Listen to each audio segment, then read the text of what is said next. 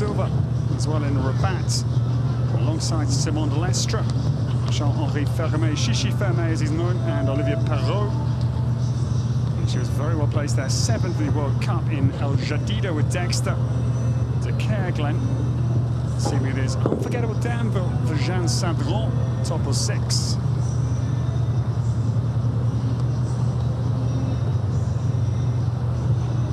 This horse was the young rider Europeans last year, 8th individually in Villamora. Her father is Olivier, who is a airline food magnate, president of Toulouse Football Club as well. And wow, he's some dedicated father. I see him week in, week out, just so immersed in Jeanne and her sister Louise's round. It's quite extraordinary to see the passion and dedication that dad, Olivier Sadron, puts into his daughters. One down is early for Jeanne Sadron and unforgettable Danville.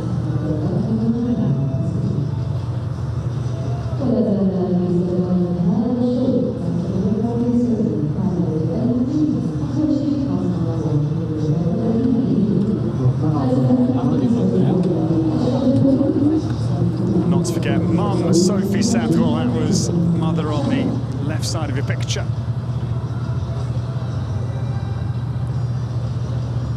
The next come, ladies and gentlemen, in this 1m40. Khaled Al-Mubti has got by the scruff and collar, 25.31. Le Monca, impressive to lead. Ahmed Bakarman, it is now we welcome. He's young, second youngest in this class at 20 years of age. It is his 5th season only, so a relative rookie. Impressive to be a 5-star at all in your 5th season. He started in 2018. Destiny, his ride tonight. This mare, she's 14 years of age. Bred by the Deepmans. The other ones have an early rail.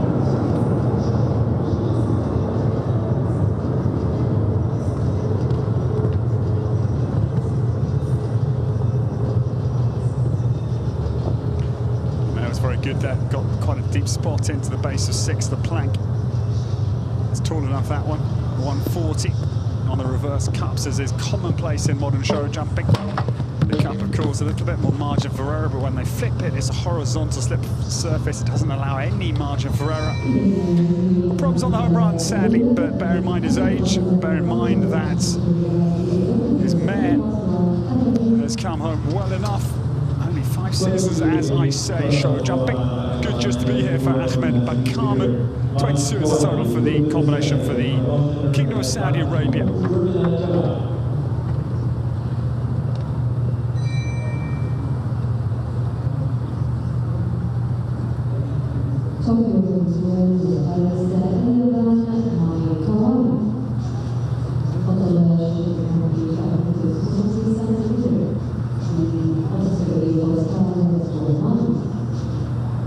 The next to come is another youthful man, Kawai, 24 years of age. World number 205, we welcome.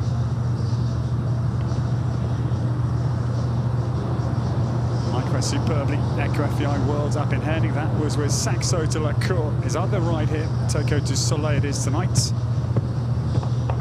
He was a reserve for Tokyo's Olympics. He came to Jan Tops in Europe 5 years ago to fulfill the ambition. In fact, Google translated to Jan that he wanted to win gold in Tokyo. His ascendancy has been rapid. His first 5-star win was in 2020. Had a very good win on the GCT in London last year. Pacer style tops in the Netherlands, in Valkenswaard since 2016. Tokyo du Soleil makes a clean start here for Mike Kawai.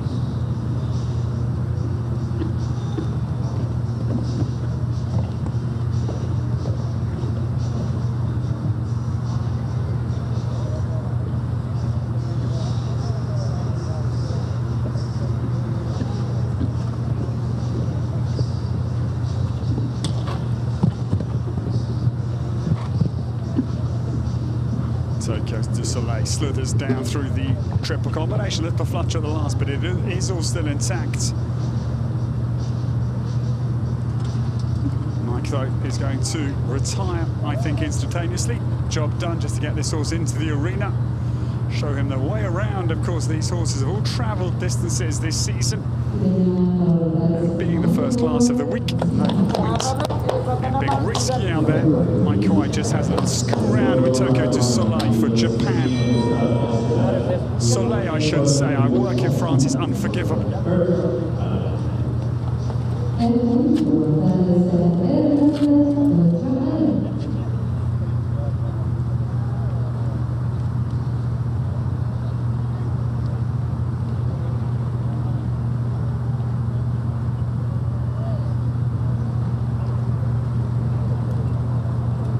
The next to come, war number 27. 27 years of age. Has run his own base at Bally Walter Farm near Hungsa, and alongside his brother Harry. He's been there since he was 15 years of age as well. Bertram credits Compower, Billy Toomey as the real powerhouses in terms of influence on his career. Sporting motto, keep things simple and do not overcomplicate things, and what a talent. And from Enniscorthy, County Wexford, one of 6 children gets away. European team title with Ireland in Gothenburg, the Ullevi Stadium in 2017. The World Games of 2014, he won the speed leg in the Donano Stadium in Caen. That was with Molly Malone. Overnight star was born overnight, as a phrase would lend to mean. Bertram. This is Empoli de Champlou, easily down the triple combination. Extraordinary career. Double winner, Royal Dublin Horse Show 2016, to the double of Falsterbo. Won the Derby there with Christie Jr. that year. Empoli.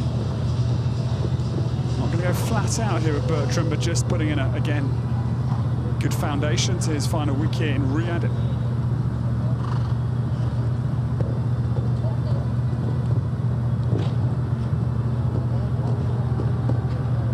8 years of age, this gelding. Diamond Semi, cross to Arco. Quite sure, apologies, I lost that Bertram momentarily. So 37.67 is the time. 5th place goes Bertram Allen. No fireworks necessary on this opening class. Well, at this opening class, Bertram comes home. And you're happy enough. Beautiful chestnut, bright chestnuts for the world number 27.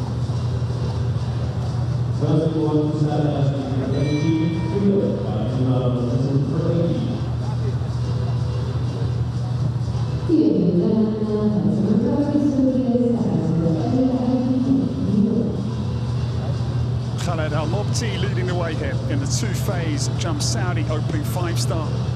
A set of blistering 25.31. Just a question whether the others will go out and try and get ahead of Limonka. Saudi Arabia going beautifully in this first 5-star. On course now, we stay with the home nation. Saad Al-Ajmi it is we welcome. Freedom, simply named, is on course.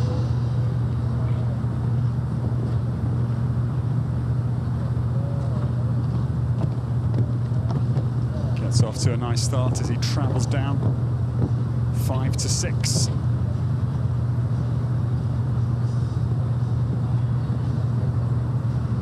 .23 years of age, young gun.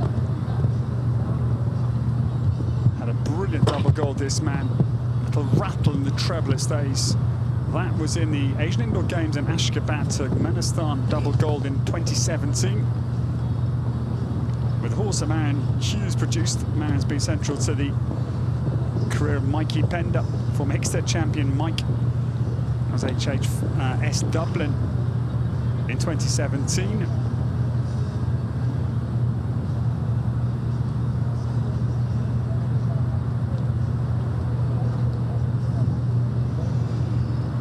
Yes, and that is the retirement out on the course. Saad Al-Ajmi just using this track as a warm-up in effect. The big things to come, and the 12-year-old Gelding. He's the son of Eldorado van der Zesuk. Across to Courland, retires out on the course. It's nothing to do with the fact the horses are unsettled or not enjoying their round, but the riders just choosing to preserve their equine stars for things to come later this week.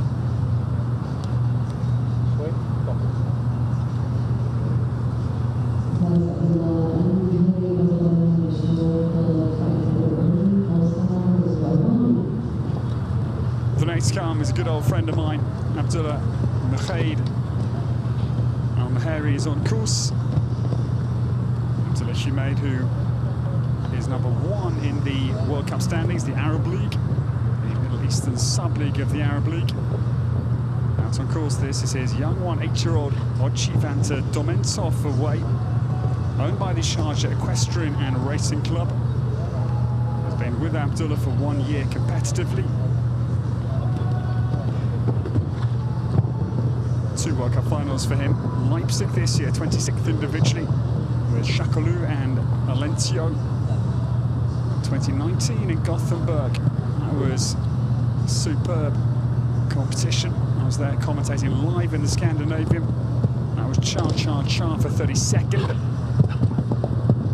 Asian Games, Team Bronze coming in 06. Pan-Arabian Games in Cairo in Egypt, 07, 7th individual and 4th team. Okay, nearly for Abdullah. 1 fence down and 1 time it is.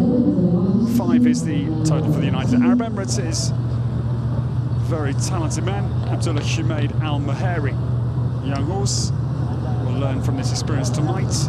Under the lights, it's another factor. 2 very big AMS LED lights up on the top of the stadium, keeping us all certainly illuminated. Good round for the man for the UAE.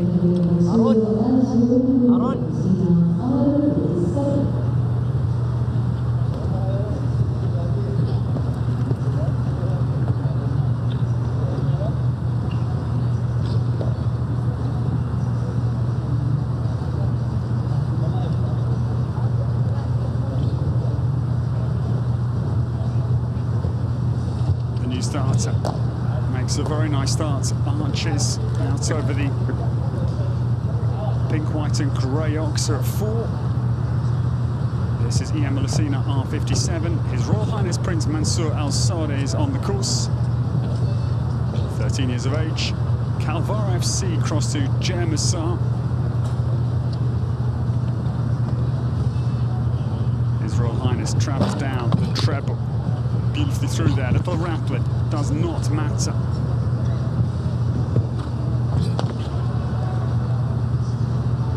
2013 was his international debut. And he's still only 24 years of age. Had a very good January run. That was last year. 4th in the Under-25 Grand Prix at Al Shirah in the United Arab Emirates. And EM Lucina is still clear. Down to the last fence. Good round here. Not looking to anything too daring on approach to the last fence. Jumps it well and a double clear. 33.78 for His Royal Highness Prince Nasser Al-Shawaf. It is, he comes home 5th position. Very nice double clear.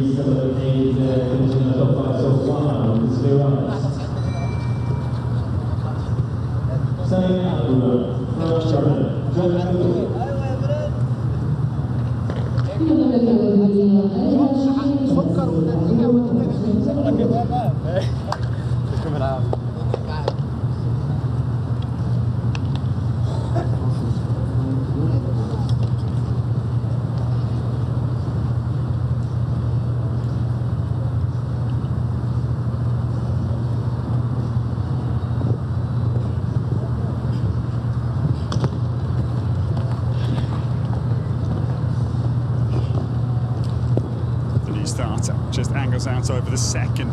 That is the leaves vertical. Said Alabora is on course, 41 years of age. 2 Pan-Arabian Games, 07 in Cairo, very well placed there, 13th individually. And 2011 in Doha, 9th individually, 5th with the team on both occasions. This is Jungle Book into all sorts of trouble at 5. Rather sort of just hesitates on takeoff of the big Oxa. It's the Diria Oxa with those big pillared wings. Maybe the horse's eye was caught in the periphery by that rather striking wing pair on either side. It's a shame, otherwise good round here. Side out of the Borough, though, will take the last fence as well to cross the line. Jungle Book, though, 8 years of age. It's their first season together and only their third competitive month together, so that is the explanation. 2-time as well. It is 10 for Jungle Book. Next we go is a pleasure to meet Mahfouz of the Saud. There is currently services of Faisal Al-Otaibi and Al-Saud.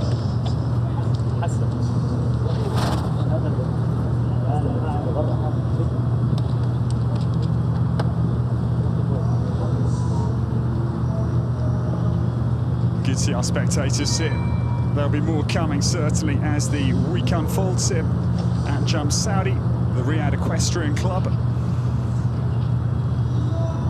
Not far from the airports, and the CBD, again within striking distance of our international guests coming. And the next to start, this man has got a very interesting pedigree, because Bandar bin Mahfouz it is we welcome. He's 36 years of age, and interesting because he was initially an endurance rider. Did 2 120-kilometre endurance races in 2005 and in 2010. And then he changed careers in 2010 as well to show jumping. He's had an already exciting show jumping career as well. He won the Puissance at Sharjah. That was in January of 2013 with Typhoon van Groenhoven. And this afternoon it is Shrissa Z on course. This mare, no, backs out of that black-yellow Wasp vertical, I've named it. Over water, quite starry. The wings, certainly an eye catcher. And stern looks from the onlookers, of course, the support team, the work that goes in. The team effort is huge in any branch of equestrian sports. It's always heartbreaking. These horses, they become like family members. You just want things to go well, not only for your rider, but for your horse as well. It's a true union. I was a former eventer, or I am a former eventer. I've done a lot of grooming for my sister and for many friends on the eventing circuit, and I just know it's a passion. You love doing it, but your heart is really invested into success.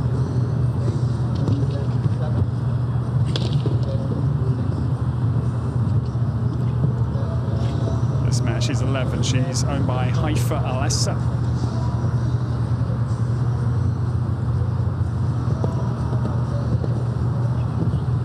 Banda now trying just to restore a little bit of confidence, which no doubt will have been evaporated to some degree at 3. And the last fence goes as well. A little bit of salt in the wound, I'm afraid, and he'll come home with 50 penalties out on the track of Uliano Vetsani. Bridge too far for the home pair this time, but I'd say cool riding from Bandar bin Mahfouz to come home without any further real incidents after the early mistake.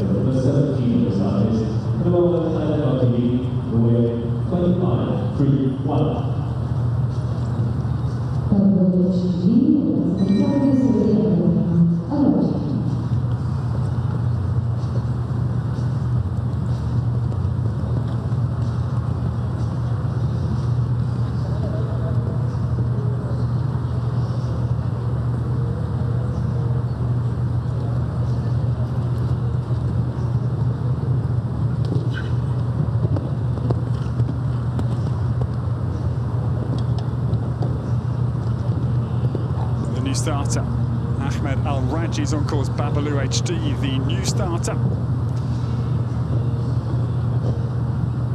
This one, Westphalian.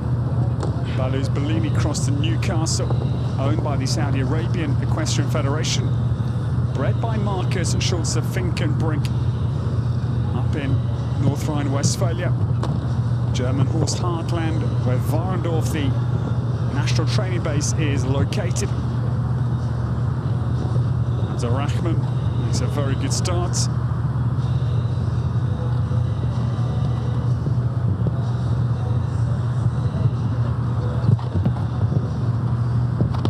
World rank number 332, and at 27, impressive. He's third on the Arab League World Cup standings. But one time bites, I'm afraid, 57.73. Just 0.73 of a second out of time, frustrating. After an elegant performance in the first phase.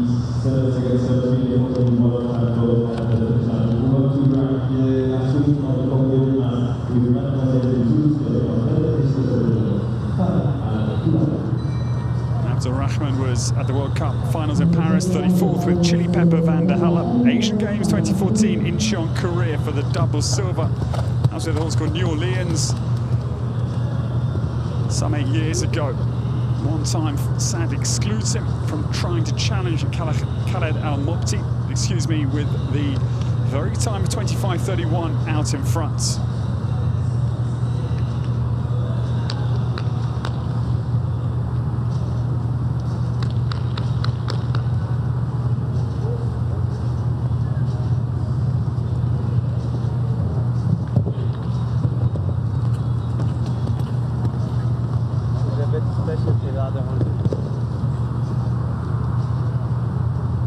Starter, Iraq's Fali Al-Dulaimi is on course. This is combination 23. This mare, she's 10. She's the daughter of Elvis Taputa, cross to Hold Up Premier. Mademoiselle du Zouter, 8811 is on the course. Zouter certainly means south in Flemish, fairly certain of that. Knocker's got the Zouterplage, which I'm nearly certain is the South Arena or South Beach. Mademoiselle travelling beautifully down through the treble, still clear.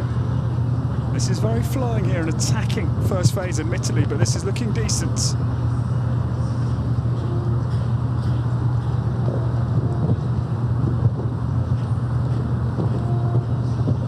Fali Al-Dulaimi now swings back to this tall vertical. There's diagonal theme here, those little bushes, just little ground lines for the horses from Uliana Vetsani. This is quick here. I don't think we'll get ahead, but it's a very good round that the combination for Iraq have put together. But no, the last fence goes light as the rattles on the front bar, 28.59. Can think himself fractionally unlucky. Good round to watch. And 4 penalties into 7th position. Smart effort from Fali Al-Dulaimi for Iraq. Back end of this 140 5-star class here at Jump Saudi.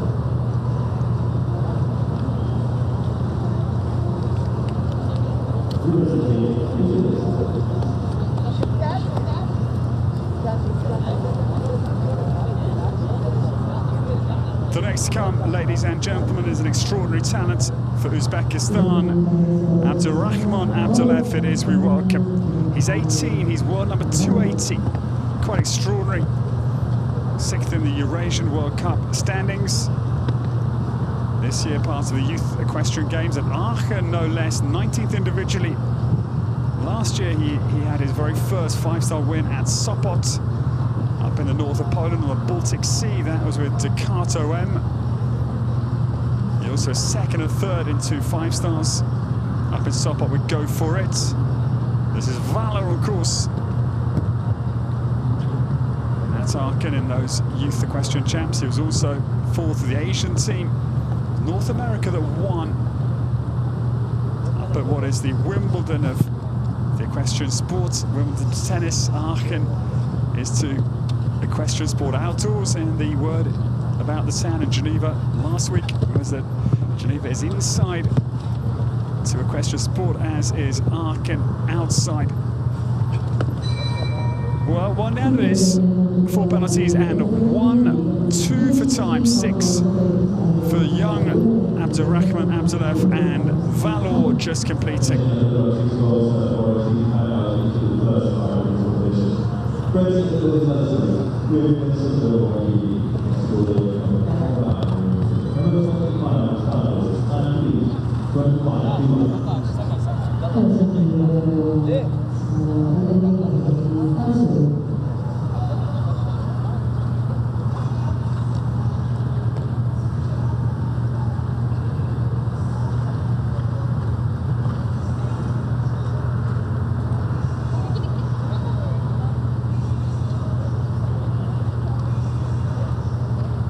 The new starter, delighted to welcome Prince Abdulaziz Al-Saud, the new one. This is for the Kingdom of Saudi Arabia. Late start. This is Nelson de Royer on the track. Only 20 years of age. His fourth season started in 2019. His first win was here in 2020 with Kasala. 2 wins this year with the same horse. But this is a young partnership, 1 year together. Last month it went very well. 4th and 5th in 2 young rider classes, 130 and 125, and they are still clear.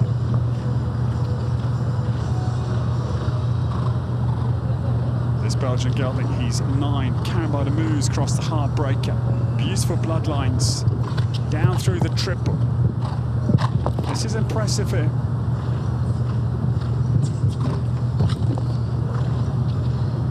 Prince Abdulaziz Al-Saud is still clear, down 2. It's quite juicy. Square oxer and 9. Saudi equestrian oxer, but he goes on fearlessly here. I think that's important. All younger riders just got to take one out of the Scott Brash Marcus Ending handbook, which is to ride forward. Not helped at all by Manuel Gaudiano, I must say. Bizarre place to put your horse as a young man's approaching. 2 down to this, 32.94. Did a good job of jumping the last fence, but yeah, the fence goes down before Manuel Gaudiano is standing on the landing side. I would not be too impressed by that, I must say. Myself, Prince Abdulaziz Al-Saud is clearly forgiving. Abdulaziz out on the track.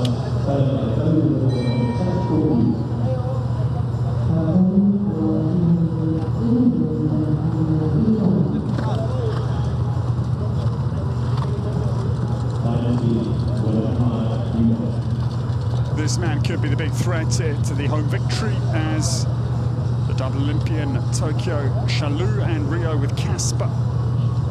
Out from Matera, down in the deep south of Italy, then moved up to Modena, culinary capital, for Milan, his resting place.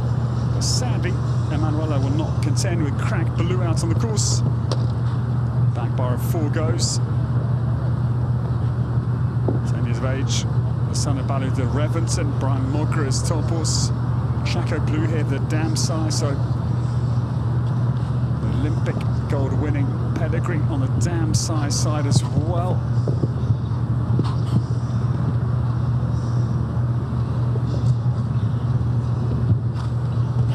So not to be this evening for Emanuele Gaudiano and Crack Baloo, with time penalties as well for jumping. Fence number 4 and 2 times 6 is the Italian total.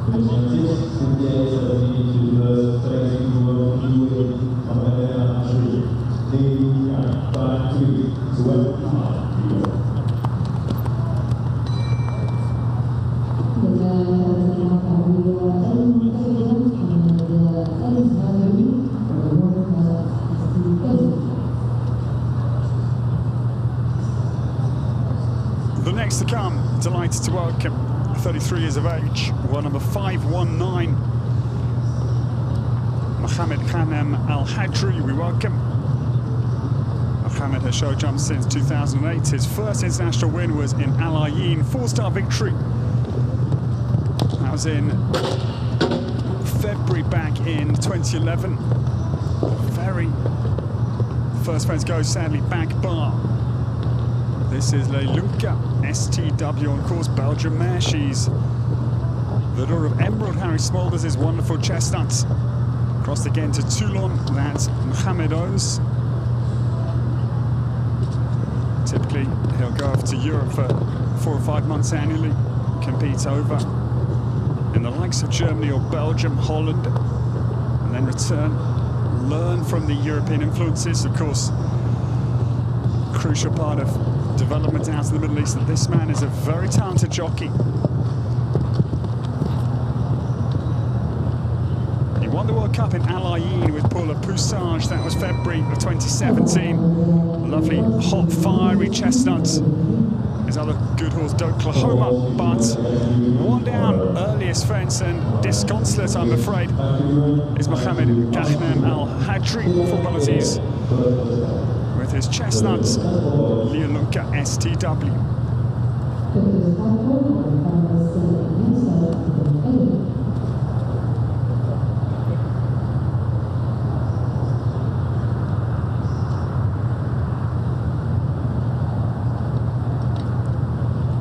The next to come from my adopted home, I have my Aufenthaltstitel, which is my residence permit in Austria, and I'm delighted to be there. And this man, he's from Salzburg, about an hour and a quarter from where I am based in Bad Aussee.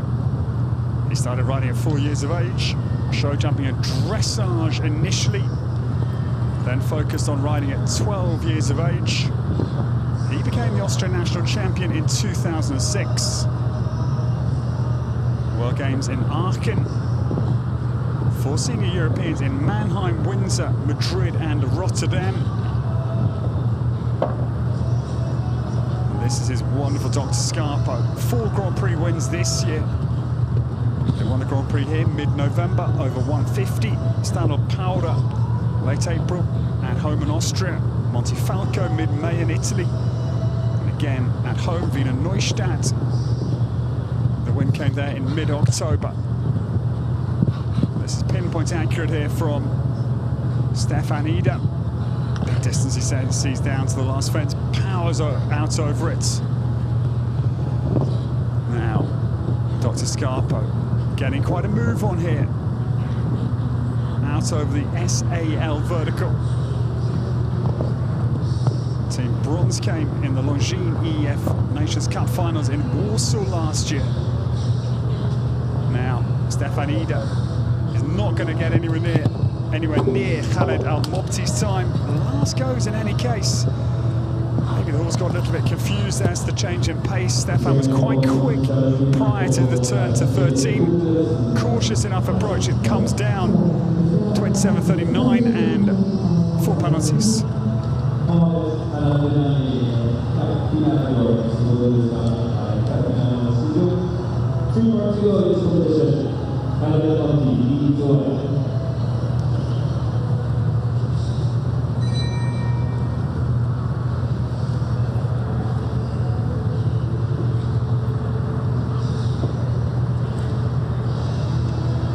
Well, 3 more to come, ladies and gentlemen, in this opening 5-star tonight here at Jump Saudi, the Equestrian Club of Riyadh, and organised by Saudi Equestrian Events. Superb to be here. Their hospitality has been wonderful. I must say, I was delighted. I came off the plane into Riyadh Airport, was greeted by a young Saudi man called Anas, who works for STC, the Saudi telecom company, wants to welcome me to his country, and it was very, very warm, the welcome, and it's great to be here. Thank you to my surprise welcome party. The new starter, Mohammed Al-Mansi, is on course, 29, 4th season. Yeah, just a little bit laboured out over 4 from Bargos. Capilavio is on course, a Westphalian, 15-year-old Capilano Silvia, the first son. It's a nice story, this is. It's his only horse. They've been together for 4 seasons. And the horse actually is 15, but he only started jumping at 12 years of age. I don't know the story, but I'd love to know it. 3 down as the home pair come down to the finish line. Now the final fence goes as well. This is what they find. And we'll have some time penalties as well. 65-1. The time out on the course of Ulyana Vensani tonight here at Jump Saudi.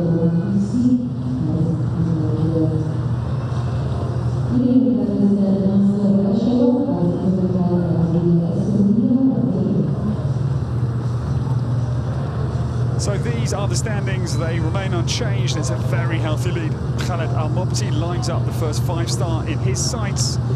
The Monca's time, I think, is set to be the best of this first class, with 2 more to come. And number 30, we now welcome Nasser Al-Shawaf, is the next to come.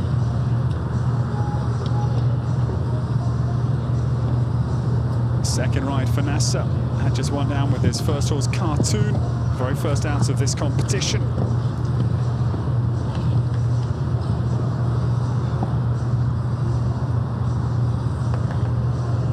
Had that superb win here in the World Cup. That was in December of 2019 with Victor.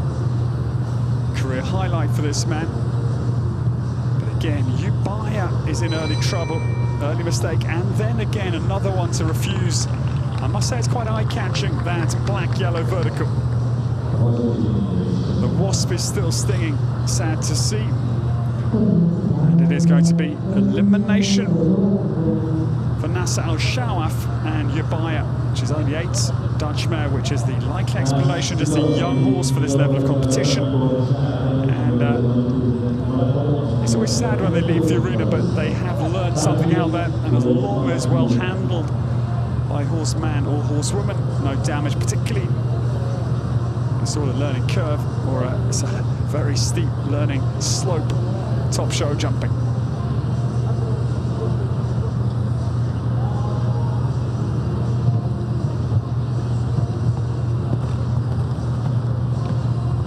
The young gun will have the last say of this 145-star. Inigo Lopez de la Osa Franco is on course to anchor this 5-star 140. The 19-year-old aboard his second ride, and this is simply named Jade. This mare, she's another Cardento daughter. She was bred in Hungary to take on the time of 25:31. She's a beautiful mare. She's quite thick set of conformation, but has got a very nice forward, positive attitude about her. She runs down through the treble combination. I must say, this young man is doing brilliantly on his career. Young rider Europeans this year. First blemish is a 9. Just slightly losing momentum down into the base and takeoff. Juniors in Villamora last year as well, so impressive what he's doing in World Show Jumping, albeit youth levels. It's a sign of things to come, surely. So just that one down, unlucky, I would venture to say, for Inigo Lopez de la Osa Franco. That is the last of this 5-star 140 across the line with the early mistake in the second phase.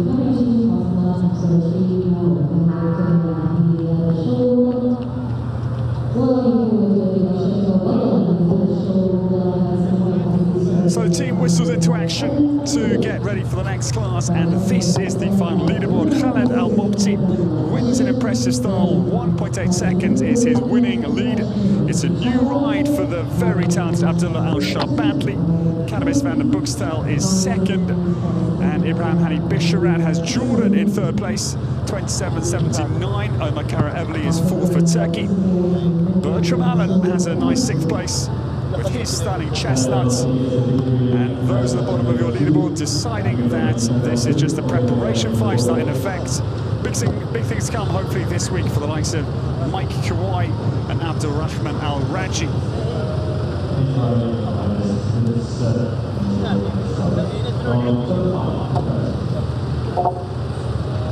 So essentially a fact-finding mission.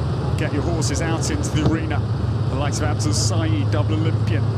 Nice round with Bon and Me. Manuela Gaudiano had the Ox at 4 and a couple of time. Jungle Book, she's only 8 years of age, so youthful for this big track of Giuliano Venzani.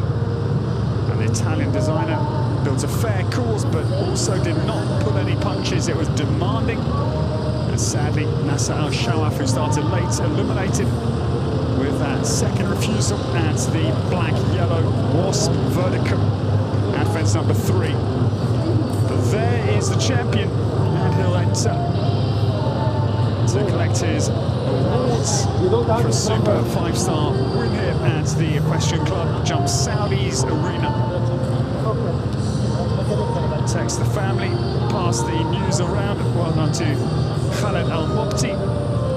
It's a super time. He said it was lightning quick. He just got off the bat into a really fast, positive rhythm. Al-Monka, at 12 years of age, claims the 145 star here in Riyadh. The Saudi capital, 25:31, was the impressive winning time.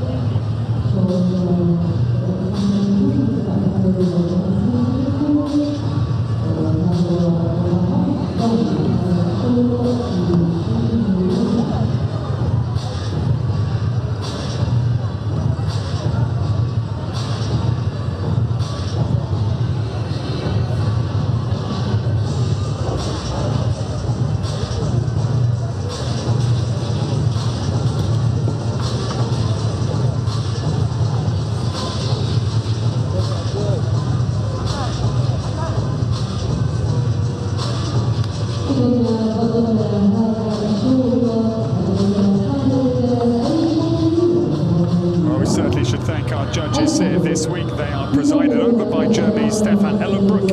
Italy's Francis Hepkins-Jones. For Lebanon, Karim Badaro. For Jordan, Ragheb Omar.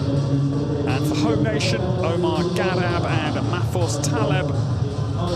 And Qatar's Ahmed Yunus Bedoui. And the foreign judge here this week is for the United Arab Emirates. Thank you to Khalil Ibrahim Murad. And we prepare for the national anthem of the winning nation, the home nation.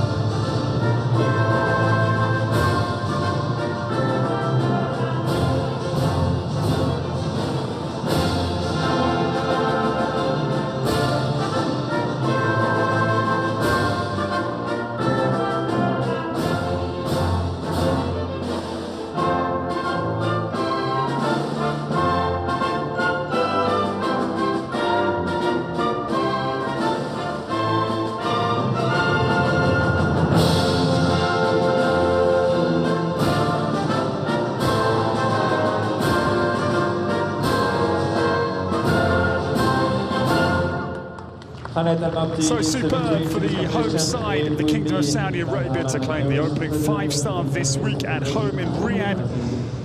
Well done to Khaled Al-Mopti, very impressive time, 25:31. Limoncello II's daughter, 12-year-old Limonka, very nice chestnut mare, wins this class. Bred by Julia Gasper, owned by Ali Johara Al-Tiwaraji for Khaled Al-Mopti. And the home nation, lovely for them on home turf, and impressive nationalities, as I indicated earlier. This program, 16 nations in this class alone, really impressive.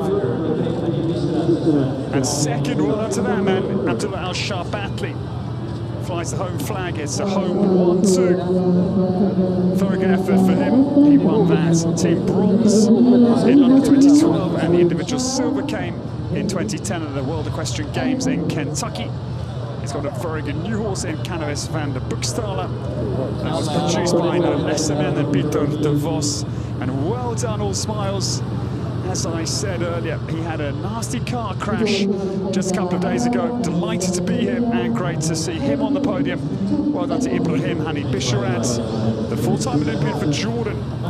Then comes Omar Kara-Evli, policeman. Well done to that man, His Royal Highness Prince Mansour Al-Saud. He is 5th with E. Ambalacina, R57.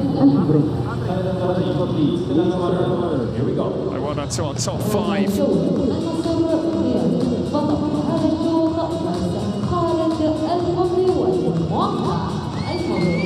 So great scenes here in Riyadh as the home nation lift a famous 1-2 this evening. Khaled Al-Mopti is just too good with Limonka. 25:31 is 1.8 seconds clear of the field. Big field it is, 16 nations. He's delighted The mare wins ahead of Abdullah Al-Shawaf with his new gun. Cannabis van der Boekstaler flies into second, and Jordan breaks up the home podium. That is Ibrahim Hani Bisharat and Henrietta, third place, 27.79. Coming up soon here on the arena.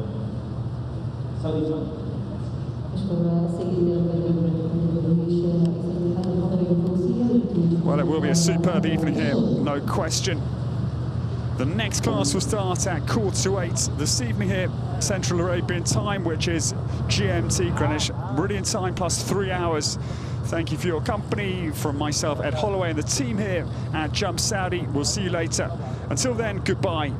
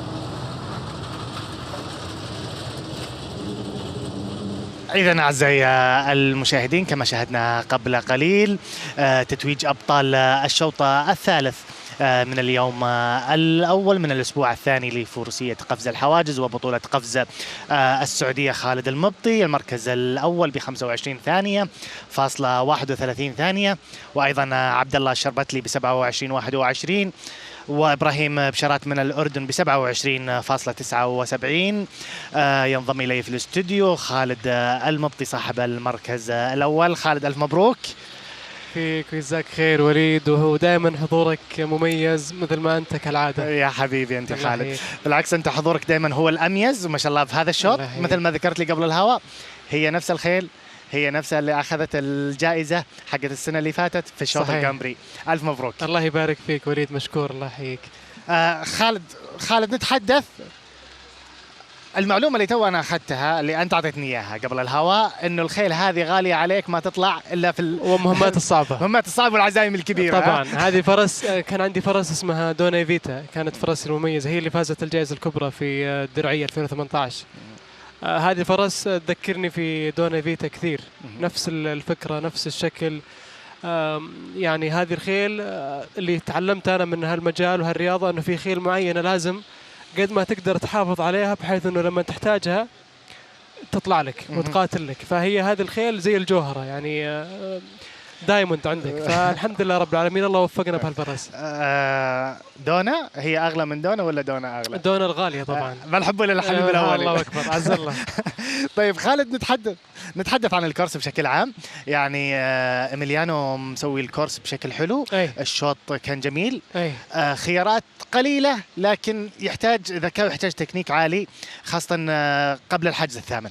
فعلا كلام 100% سليم. أوليانو أفضل مصمم، يعني أفضل مصمم فنيا بالنسبة لي، ممتع للفرسان، ممتع للخيل، ممتع للجمهور. كورسات سهلة الممتنعة، يعني تشوفها سهلة بس لما تركبها اكشلي فيها تركات وفيها فنيات كبيرة وبالنطاق المعقول. يعني هذا مصمم للأمانة أنا أحب أركب كورساته. كورس اليوم كان جدا جدا جميل، كان افتتاحية للفئة الخمس نجوم بطريقة جميلة، تو فيسز مرحلتين. الحمد لله كانت جولة سريعة. كان قدامي الفارس عبد الله، خلص بزمن 27. أنا توقعت أنه راح يكون صعب وقت عبد الله، لكن حاولت باللي اقدر عليه والله وفق واخذت الشوط بفارق ثانيتين. خالد، خلينا نقول المصممين يمكن يجهز الفارس في فرسان، خلينا نقول انهم اذا شافوا المصمم الفلاني يهيئهم نفسيا انه اوكي لا انا راح اسوي كويس. او فعلا والله هذا كلام سليم، هذا انا اتفق معك. في مصممين يتفائلون فيهم الفرسان، يعني الكورسات اللي يحطونها نفس اللي اليوم كان شوط افتتاحي حطه بشكل معقول جدا، بشكل سلس، بشكل جميل. كان في تركات بس معقولة. تركات حجز رقم 7 ولا وين التركات بالضبط؟ المركب بعد رقم 7 في لفة شارب على الفيرتيكال رقم 8. رقم 8 اي صحيح. وبعد رقم 8 طويل العمر والسلامة في الأوكسر رقم 9 برضو 9 شوية تركي. أوكسر يعني جاي في بداية اللفة. اوكي. وأوكسر كبير وعريض.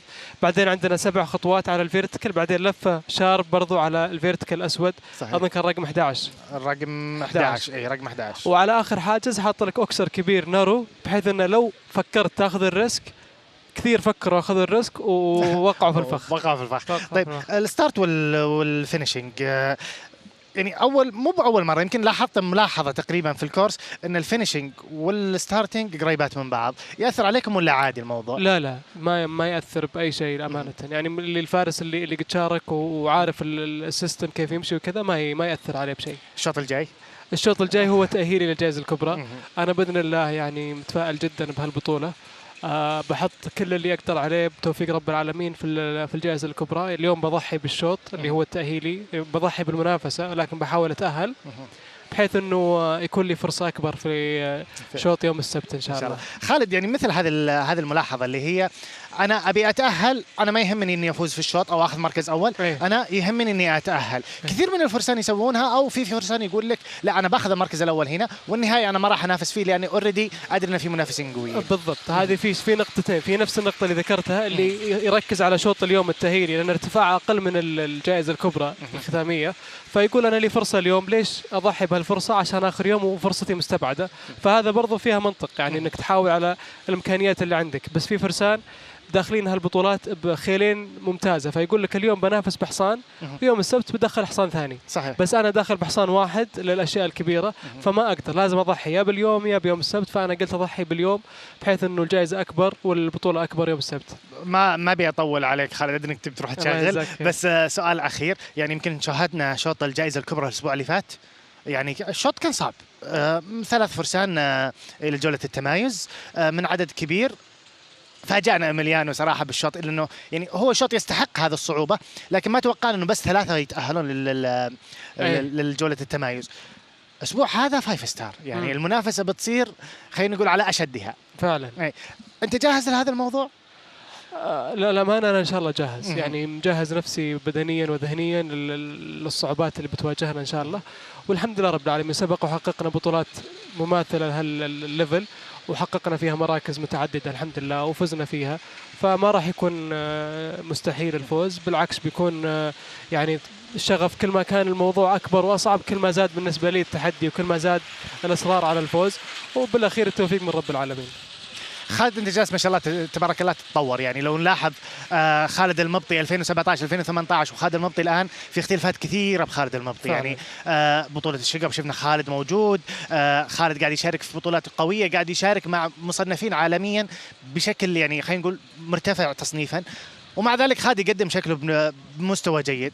ايش اللي قاعد يتغير مع خالد في السنين؟ اولا اشكر ابو خالد المبطي والدي الداعم الاول لي في الرياضه، واشكر والدتي والأهل جميعا لهم فضل كبير علي بعد الله سبحانه في التطور الملحوظ وفي النتائج المشرفة هذه. طبعا أنت نسيت نقطة وليد، عندنا رئيس اتحاد سعودي جدا جدا جدا مميز وقوي. صحيح. يعني ما شاء الله تبارك الله، أنت شايف الفرق، ذكرت 2017 2018 والآن فرق السماء عن الأرض. صحيح. بالإمكانيات المتوفرة الآن، سواء من بطولات، سواء من مدربين، سواء من كل النواحي، حتى الخيل فرقت. فأنا أحب أتقدم الأمير عبد الله بن فهد خالص الشكر على المجهودات الملحوظة اللي قاعدين نلاحظها احنا، وهذه فقط البداية. أنا أوعد الفرسان إن شاء الله أنه الجاي راح يكون مختلف عن كل شيء سبق. عينك على كأس العالم 24؟ هذا الهدف الأول بإذن الله. كأس العالم والأولمبياد في باريس إن شاء الله هي الهدف الأول لنا كفروسية سعودية بإذن الله. إن شاء الله. موفق خالد وألف مبروك. ترى العموما إذا شفتك في الشوط أنا أتفائل. الله يبارك فيك، مشكور يا وليد، من طيبك، الله يرفع قدرك. شكرا لك خالد. شكرا وليد. هذا كان حديث خالد المبطي الفارس وصاحب المركز الأول، وهو من أميز الفرسان السعوديين. أنا أترككم مع لقطات ومن ثم نعود معكم مواصلين تغطيتنا لهذه البطولة.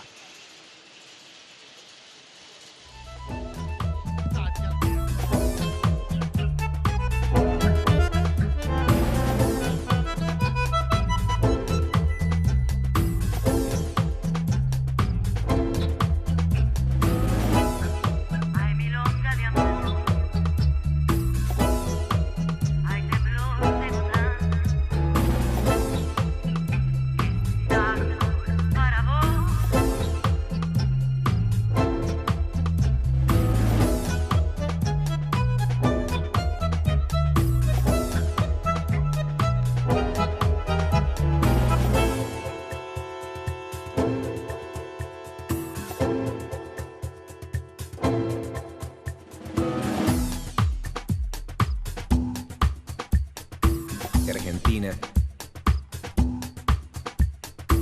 Buenos Aires, el puerto de Santa María del Buen Aire.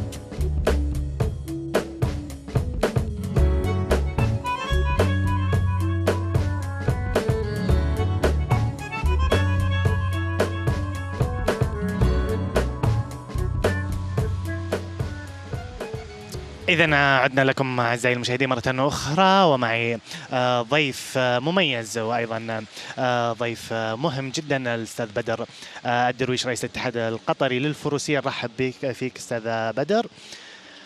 أول شيء بنبدأ فيك ونقول أول شيء منورنا في السعودية هنا وفي بطولة قفز السعودية. بنورك، الله يسلمك ويجزاك خير، ومنورة دائما بأهلها وفيكم. أستاذ بدر، نتحدث عن الاتحاد السعودي، الاتحاد القطري للفروسية. يعني ما شاء الله القطر تملك فرسان أقوياء، أسامي كبيرة. نشاهد الفرسان القطريين يقدمون نفسهم خلال السنوات الماضية بشكل مميز جدا. إيش آخر التطورات في الاتحاد؟ طبعا الفترة الأخيرة بعد جائحة كوفيد-19 انفتحت الأمور وتسهلت، وصارت المعسكرات الخارجية مفتوحة، وصارت البطولات الدولية متواجدة. فعندنا فريق التحق في معسكر من شهر 7 في برنامج تدريبي لهم. كانوا من فترة من أسبوعين في سان أقيمت تقريبا جولات متتالية هناك من 2 3 ستار 4 ستار، تجهيزي طبعا حق الدوري الخليجي وتأهيل للأولمبيات إن شاء الله اللي بيكون في فبراير شهر 2، وإن شاء الله أنهم على ما نقول في الطريق الصحيح لحد الآن. أستاذ بدر، يعني جيتك تعطينا تفاؤل ان نشوف الفرسان القطريين فيها قفز السعوديه في المواسم القادمه. يعني من زمان ما شفنا فرسان القطريين ينافسونا هنا في السعوديه. طبعا السنه اللي طافت كانوا الفرسان موجودين وشاركوا في البطوله اللي كانت موجوده. السنه هذه ان شاء الله وبدايه السنه الجايه في تطلع ان شاء الله يكون هناك في برنامج موحد بين دول مجلس التعاون باذن الله، وإتاحة فرصة حق جميع الفرسان اللي يشاركون في جميع الجولات، سواء كانت في السعودية ولا في قطر ولا في الدول المجاورة الخليجية الثانية. واليوم فضل الله مثل ما تشوف تنظيم السعودية للبطولات شيء مشرف صراحة وشيء يفرحنا، وصار شيء عالمي الكل يحتذى به من التنظيم ومن كمية الفرسان اللي موجودين اليوم يشاركون في الفايف ستار صراحة. وأحب أهنئ رئيس الاتحاد السعودي اليوم على الشوط الأول في الفايف ستار، وشيء يشرف أن جميع الفرسان من الأول إلى الرابع كلهم سعوديين. صراحة هذا شرف ومفخرة للوطن العربي وطبعا الدول الخليج. أستاذ بدر، بنسألك برضو عن التعاون ما بين الاتحاد القطري والاتحاد السعودي للفروسية.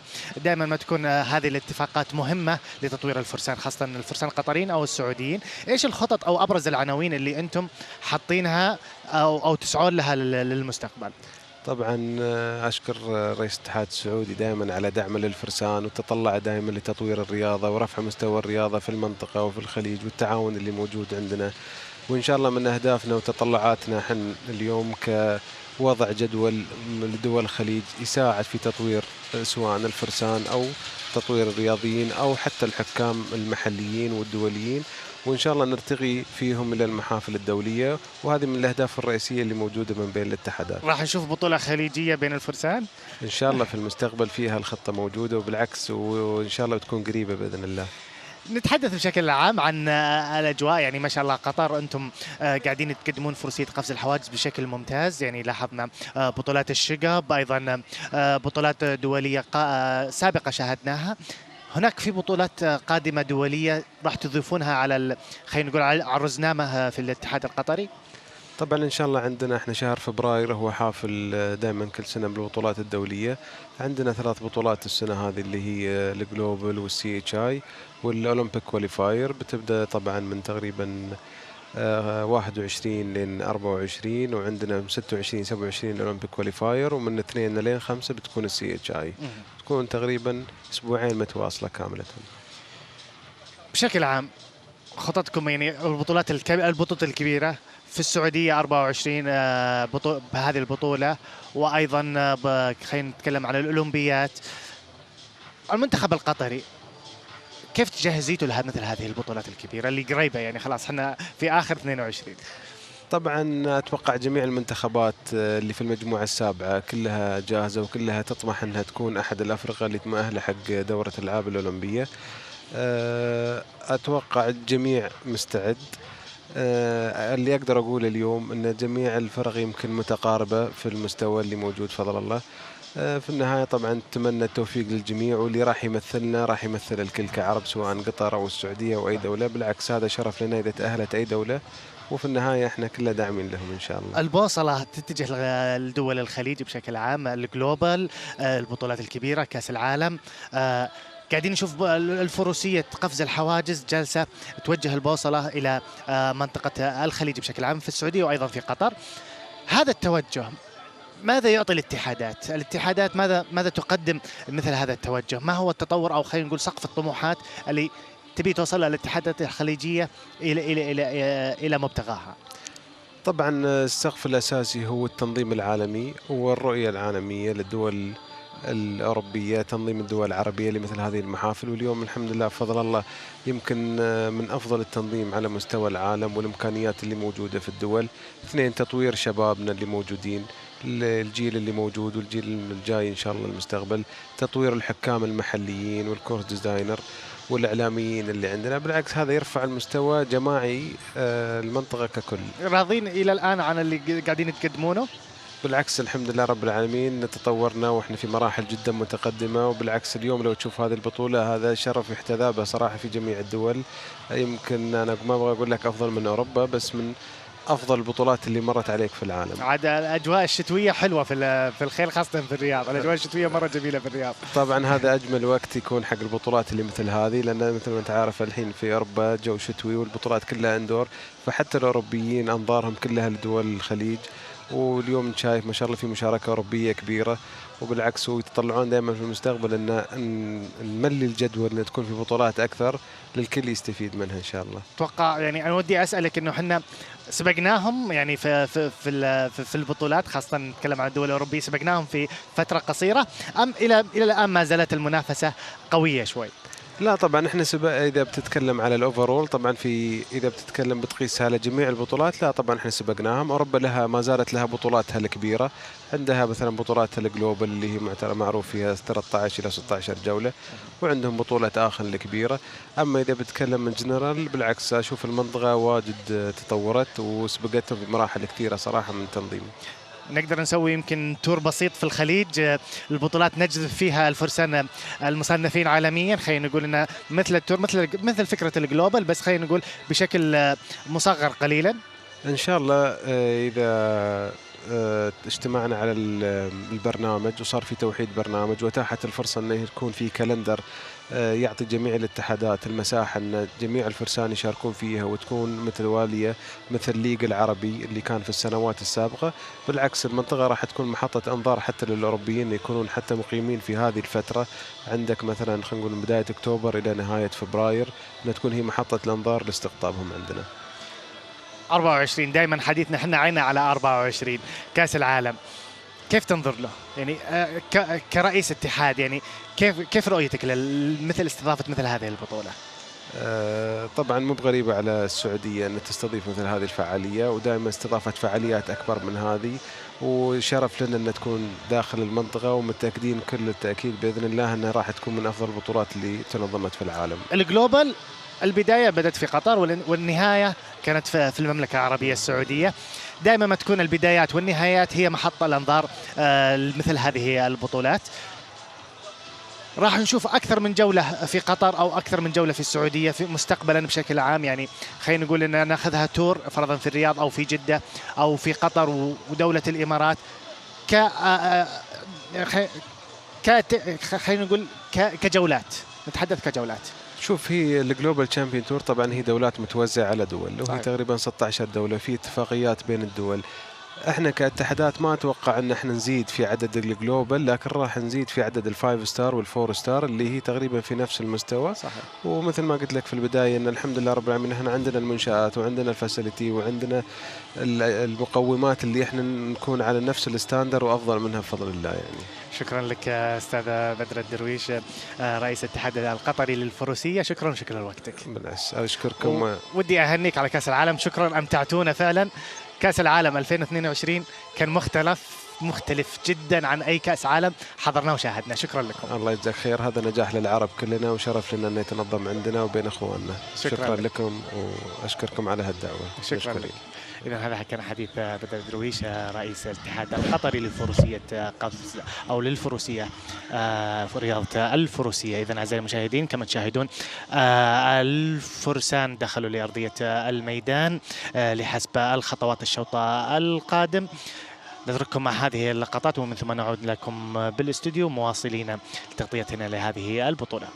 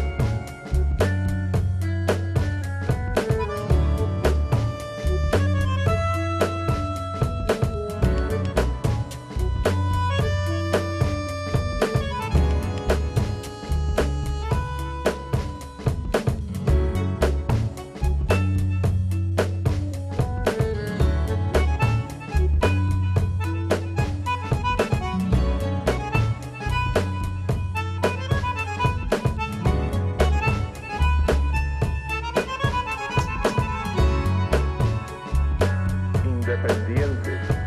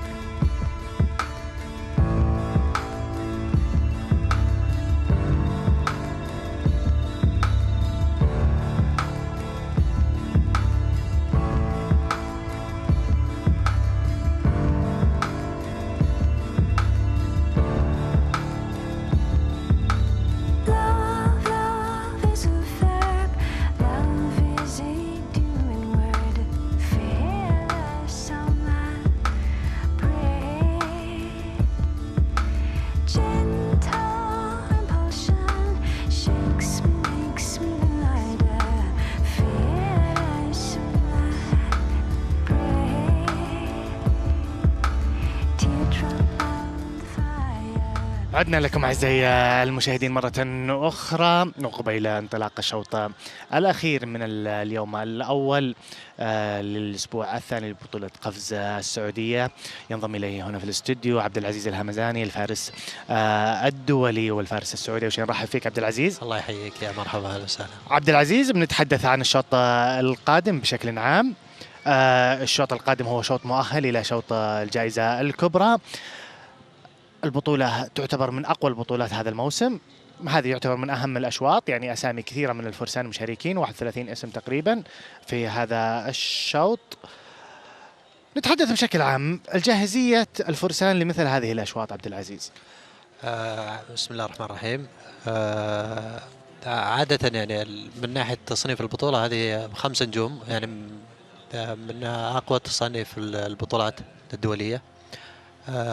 احنا فرحانين ان مثل هالمستوى يقام عندنا، وهذا يشكر في الوزارة والدولة بشكل عام والاتحاد السعودي مشكورين. بالنسبة للجاهزية، عادة الفرسان ما يصلون البطولات الفايف ستار هذه إلا هم بقمة الجاهزية. أتمنى الفرسان السعوديين إن شاء الله بقمة جاهزية ولهم نصيب إن شاء الله من الجائزة هذه. عبد العزيز، مثل هذه الارتفاعات يعني مثل هذه البطولات أحس أن بدأ الفرسان السعوديين يتعودون عليها، خاصة أنه هناك اختلاف أنك تحضر بطولة فايف ستار وبطولة فايف ستار تقام عندك. يعني هذه ما بأول بطولة فايف ستار تقام هنا في السعودية، وإن شاء الله ما هي بالأخيرة. يعني ما كل ما لها قاعدة تزيد. الثري ستار صار شيء طبيعي من البطولات المتواجدة. المنافسة بدأت تحتمي عندنا.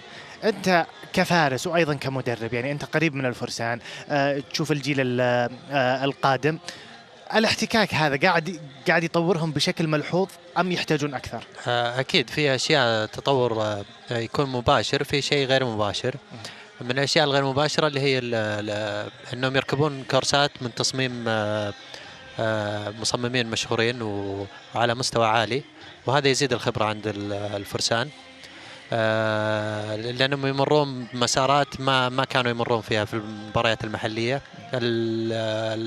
الحواجز، أماكنها، عرضها، هذه كلها تكون جديدة على الفرسان للجيل القادم اللي كنا نتكلم عنهم. أما بالنسبة للفرسان الجاهزين من الشباب، شفنا الحمد لله يعني فرساننا فيهم الكفاءة العالية أنهم ينافسون، ينقصهم الجياد، بعضهم توفر لهم جياد ولقيناهم ينافسون هنا وفي مراكز المتقدمة قدام الفرسان العالميين المعروفين. صح.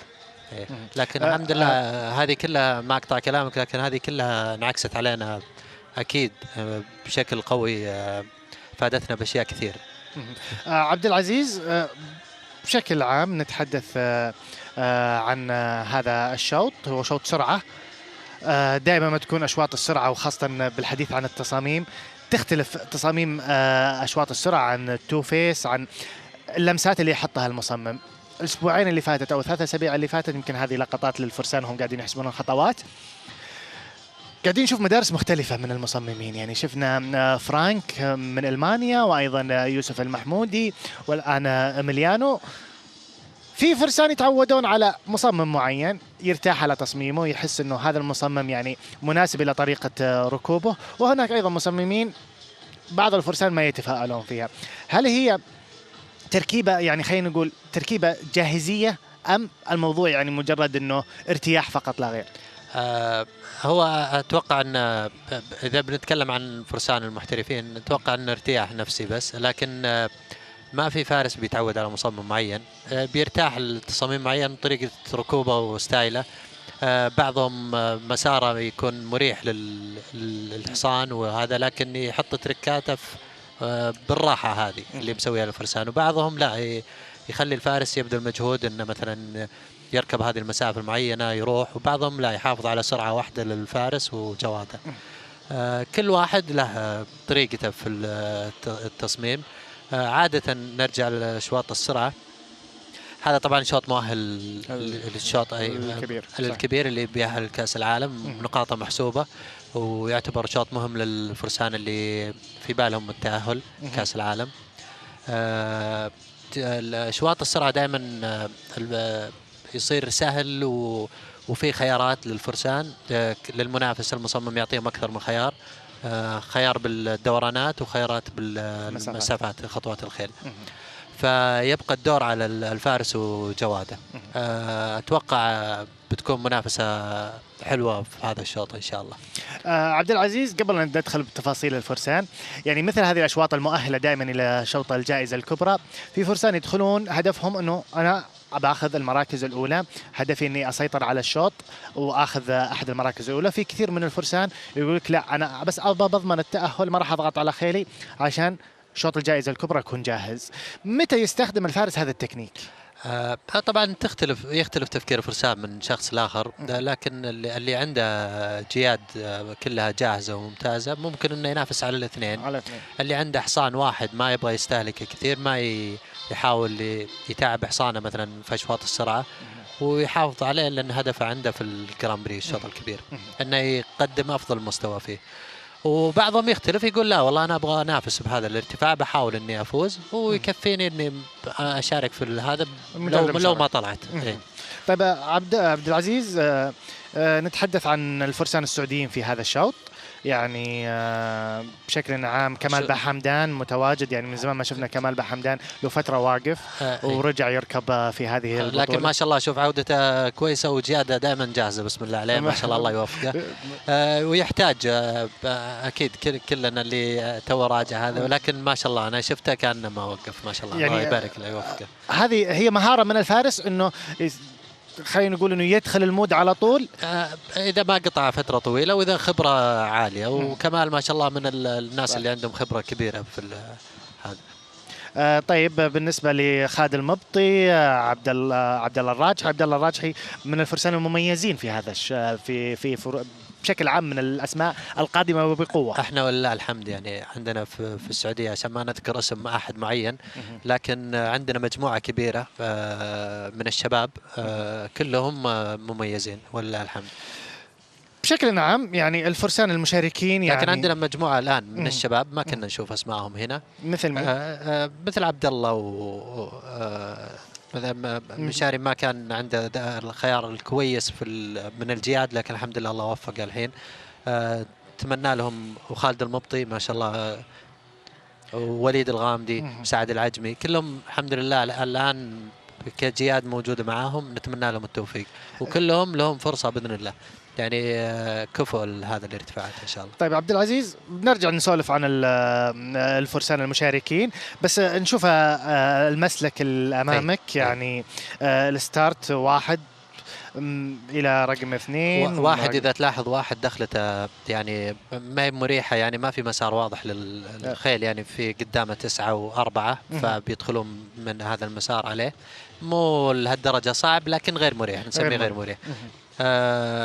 هو طبعا دائما السرعه بيخلي الخيل مو بيقفل الكورس من المسار مره، بيخليهم يعطيهم فرصه انهم يركضون، وبيعطيهم فرصه انهم يحاولون يسرعون. فعنده الدبل دائما الحواجز اللي فيها كومبينيشن الدبل، وهذه بتعتمد على امكانيات الخيل. يعني عبد العزيز، يعني مثل هذه النقاشات يعني دائما ما يكونون فرسان، يعني هذه الاحظها كثير ان الفرسان كثيرين يتناقشون داخل الكورس بحسب خطوات. هنا عندنا عبد الرحمن الراجحي ما شاء الله من الشباب الواعدين عندنا، ومع ديفيد ويل. ديفيد ويل يعطي ملاحظات للاعبين او للفرسان الذي يدربهم بحسب خبرته، هو يشوف مكان الحاجز ويعرف جواد الفارس اللي معه، يحاول ينبهه ترى حصانك ممكن انه يوصل بالحاله هذه، احرص انه ما يكون كذا.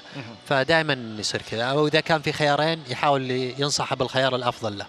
توجيهات المدرب عبد العزيز، بما انك يعني ما شاء الله من احد الفرسان وايضا احد المدربين المميزين للفروسيه، توجيهات المدرب مهمه قبل الشوط ام التوجيهات ما قبل الشوط؟ خلينا نقول يعني قبل لا يدخل الشوط في منطقة التسخين أنا أعطيه توجيهات وخلاص. لا، عادة الواحد وهو يمشي المسار طبعا جزء كبير إنه يكون في البيت.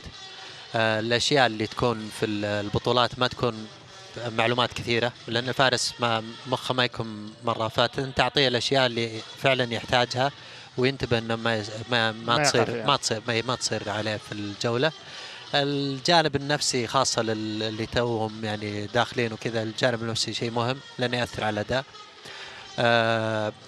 ضروري مهم أن المدرب يعرف جواد هذا وتعامل كيف تعامل الفارس مع الجواد هذا، وقتها يقدر يعطيه الخيار المناسب له، الملاحظة المناسبة. نرجع للمسلك، يعني بشكل عام خلينا نقول من 4 إلى 5 مسافة كبيرة معطيها حرية للفارس، ولا مضيقهم في الحاجز؟ لا، هو أعطاهم خيارين في الدخلة من داخل أو من وراء الحاجز. هذا يعتبر أحد التركات. لا، هذا أحد الخيارات.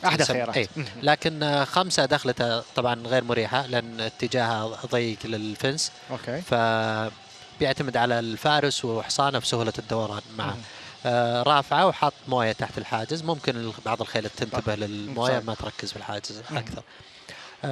يمكن رقم 10 هو اللي باتجاه الشاشه، وول بدون جوانب، الحر ومكان مفتوح. الجهه اليسار مفتوحه، الحصان ممكن اللي يخاف ولا يفكر ممكن ياخذها فرصه.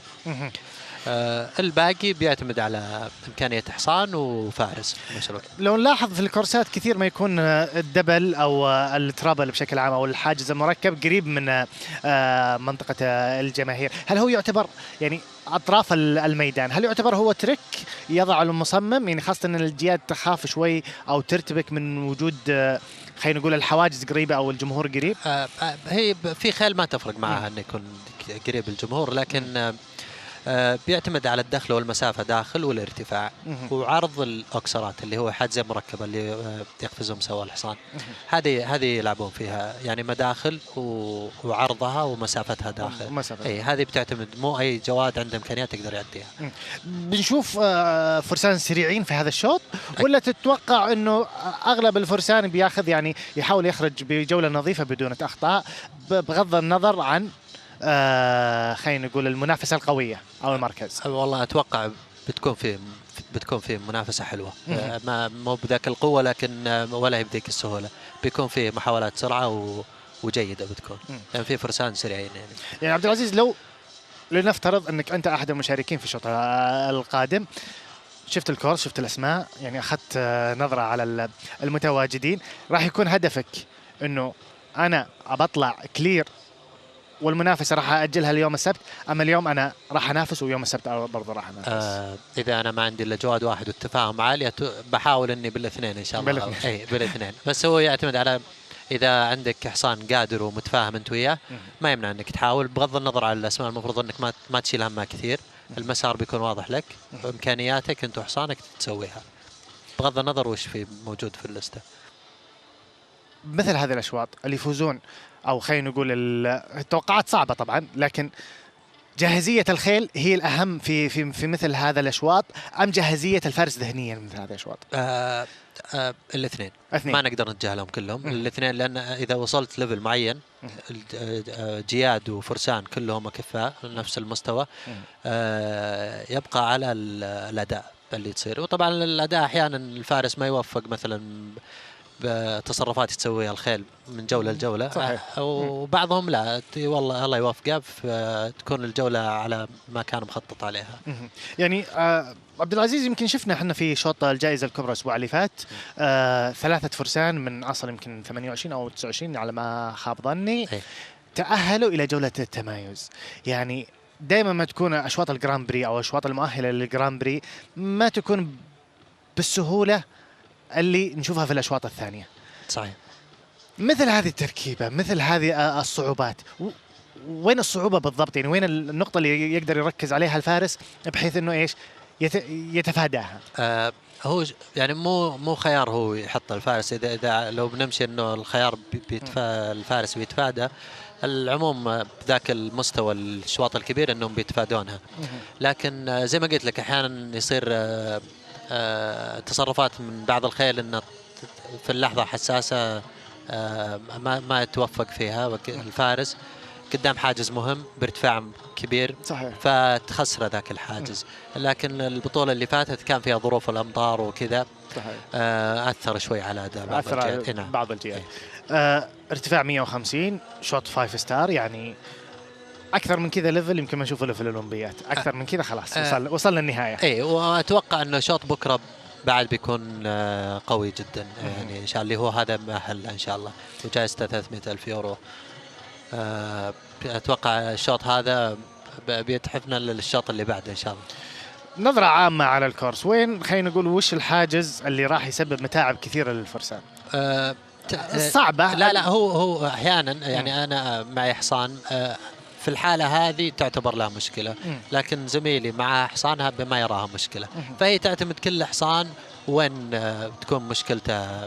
بالغالب قليل اللي بيلقون مشاكل، خاصة أنا أتكلم عن الليفل هذا الكبير اللي هو دائما يجونا جاهزين جياد وفرسان أصحاب خبرة يعني. لا عبد العزيز، أنا قصدي أنه إلا ما يكون في حاجز، لو نلاحظ في الأشواط بشكل عام إلا ما يكون حاجز في أغلب الفرسان يقعون فيه، أو هو عادة زي ما أنا تكلمت الكومبينيشن اللي هو الدبلات التربلات هذه يعني هي اللي حساسة جدا، تقرب شوي تبعد شوي، هذه ممكن تأثر على الحصان إذا كانت إمكانياته محدودة على أشكال الحواجز.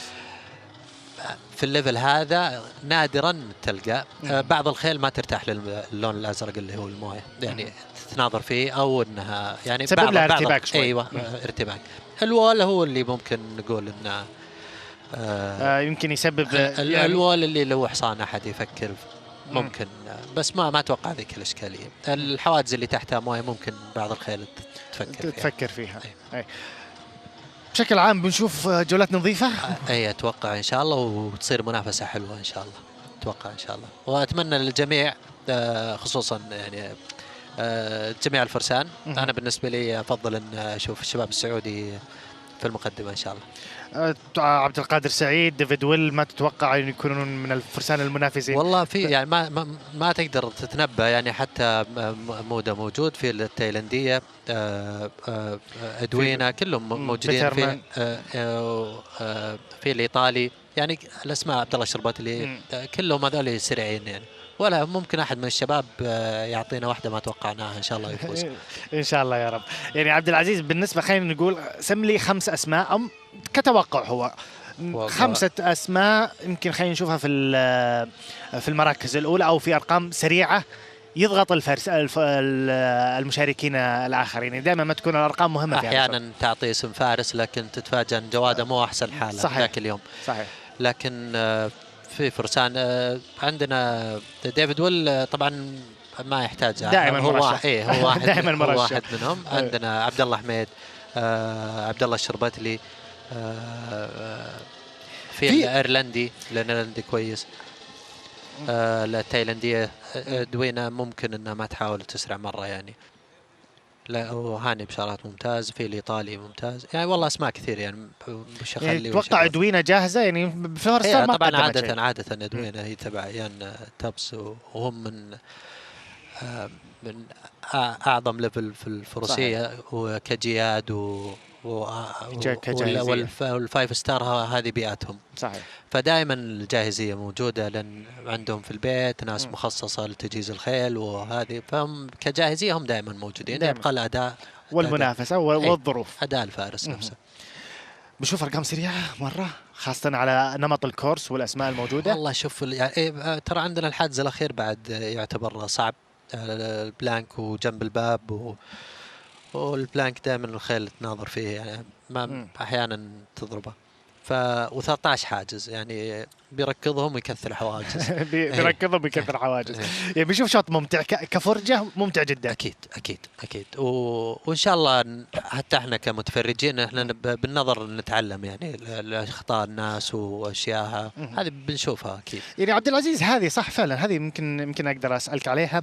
الفرسان الجدد يعني وجوده في مثل هذه البطوله، جالس في المدرج قاعد يناظر اداء فرسان. يعني كثير من الفرسان يعني لو نلاحظ فرضا اداء ديفيد ويل من الفرسان اللي وانت تناظره ما تحس انه سريع. صحيح ما تحس انه سريع، لكن يفاجئك في الفينيشنج انه زمنه سريع جدا. ممتاز، لان هذا الناس انه ما يحتاج انه يركض، يغير المسار، يضيق المسار، هذا يكفي انه يسرع.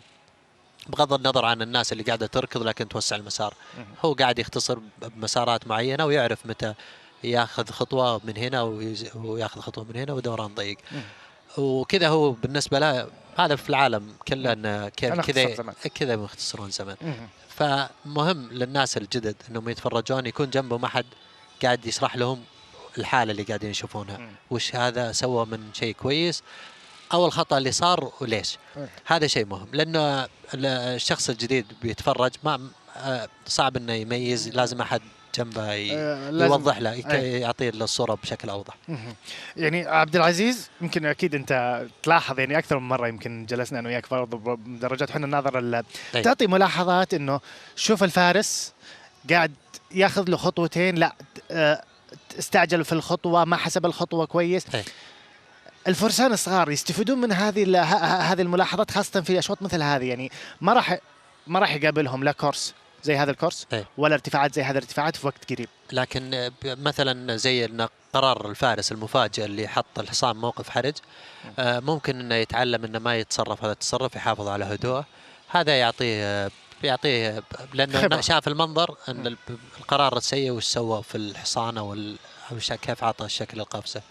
فهو يبني في باله انه يبدا يركز على هدوءه في الكورس. شكرا لك عبد العزيز الحمزاني، شكرا لوقتك وشكرا على تحليلكم الممتع. شكرا لك.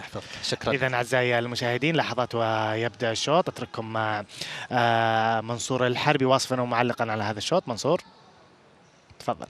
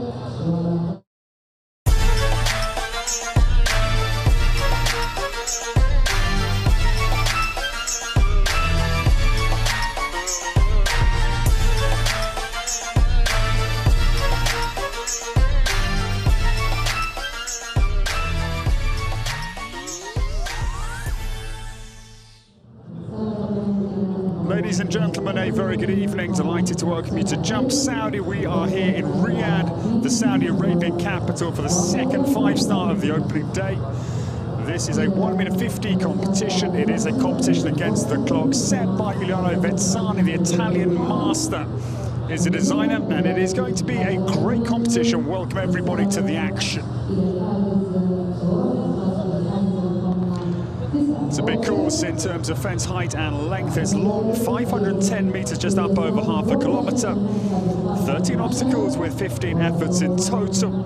Because of the combination that will come 4A, 4B, the first of the two doubles, 7A, 7B, the second.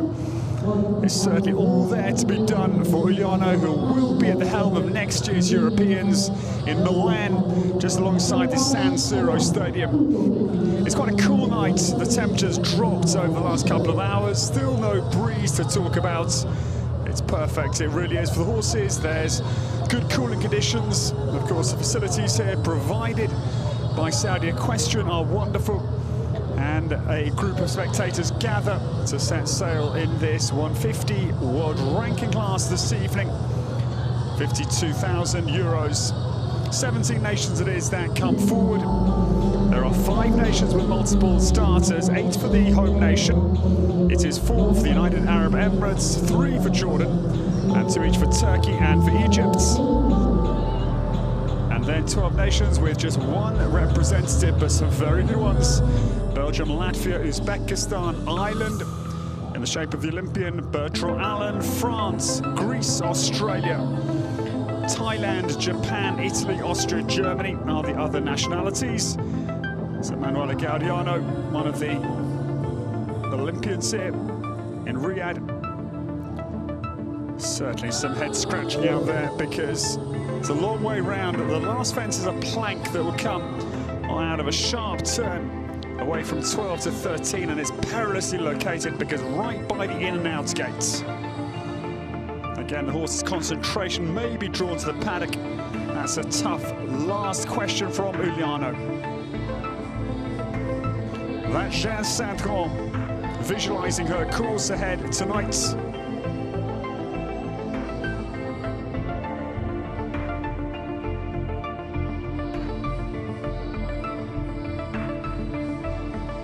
David Vil in discussion with Khaled Al-Mobti. Khaled, who won the opening 140 today. And David Vil, well, 7th individually. Team silver last year in Riesenbeck's Europeans. This is the start list. Abdulaziz will lead us into action, followed by a very good man for Latvia, Kristaps Neretnieks.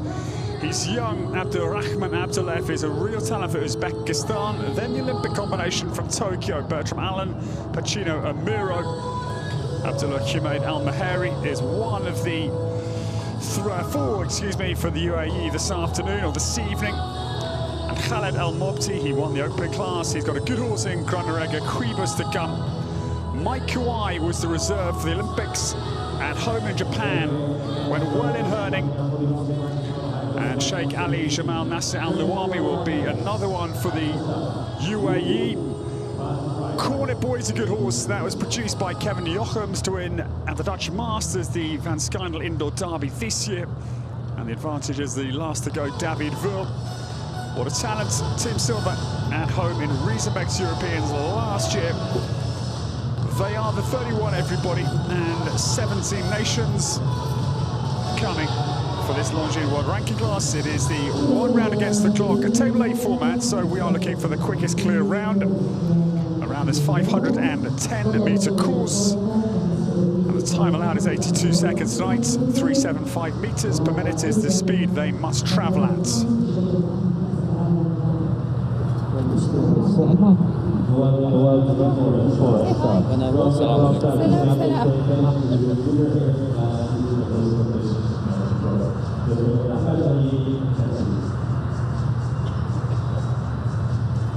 This man had a very good win last week in this same competition, but at 4-star level. Abdulaziz will cast his experienced eye around the course. 41 years of age, hails from Alexandria in Egypt initially. At 11, moved to Eindhoven with his mum and dad, based with Emil Hendricks. Timothy and Michelle's father, legend of world show jumping. He won the World Cup in Verona in 2016. That's a sharp start here. Arpège de roue. Turns down now to this 150 tool. SAL vertical. Little late adjustment there. Clever footwork from the mare. She's 12 years of age and then rips down through the first of the two doubles, 4A, 4B. It's big in and tall out, certainly. Two very chunky oxers back-to-back, 5 to 6. Al-Saud is still running for fun. He's still clear. Down now to the second double. Vertical in, one stride out. 150 square exiting. And then down to the water tray vertical at 8. Tight turn into 9, just squeezes the mare out over the top of it. It's plumb square.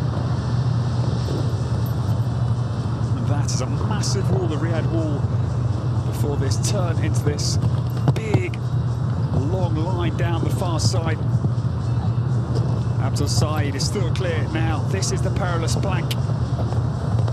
Arpège de roue jumps in beautifully. Very good start. We are off to 59.73 is the opening time. That was smart from Egypt's Al-Saud.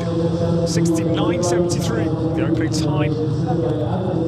It's a very good start to the 1m50.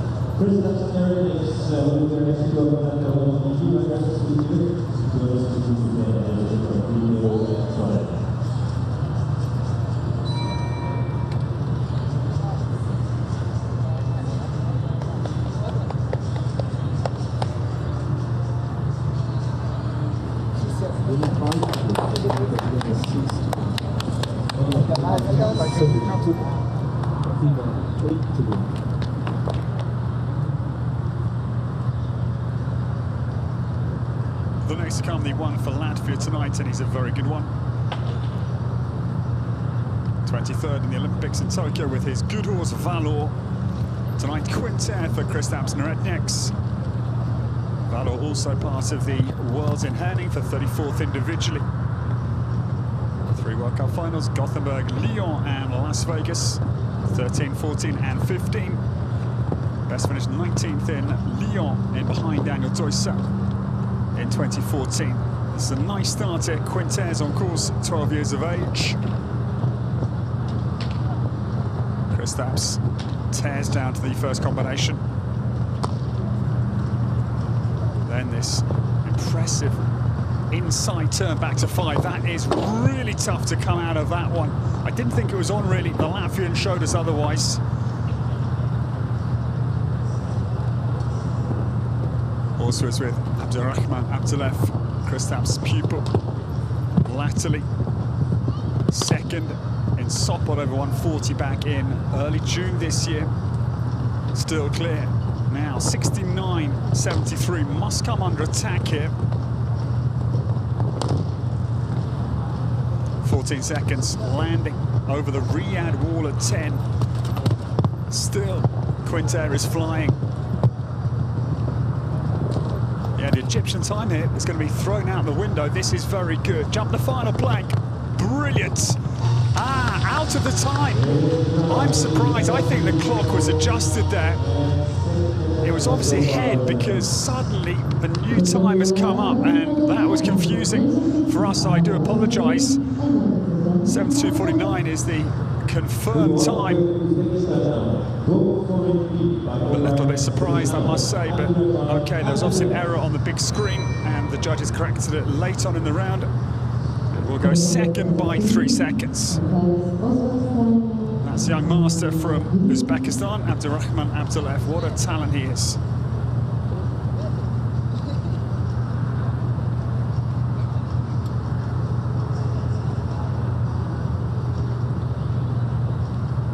In fact, I got the youthfuls confused. That was not Abdulrahman Abdullah in your pictures, because clearly he's on a horse. It's another talent.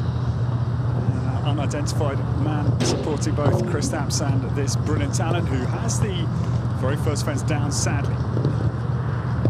Saudi Olympic Ox. This is go for it, be on course for Abdulrahman from Uzbekistan.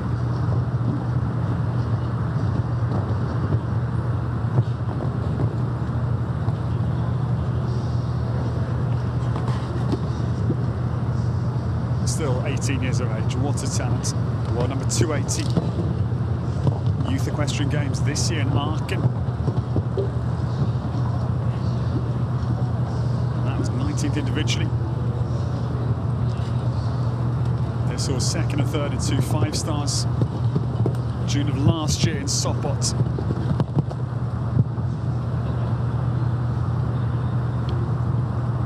Just bear in mind this lad's tender years and his already mighty world ranking. Polar opposite, young and already 280. It's a big wall that his stands right up tight at 150. Guards this entry into this big now horseshoe shape back to this very tall plank, which is really hard in position to try and jump it clear. Good round. It's going to have some time penalties as well. 85 seconds up on the clock, and it is going to be 9 for this brilliant young talent for Uzbekistan. Abdulrahman Al-Rajhi comes home with go for it B with 9 penalties.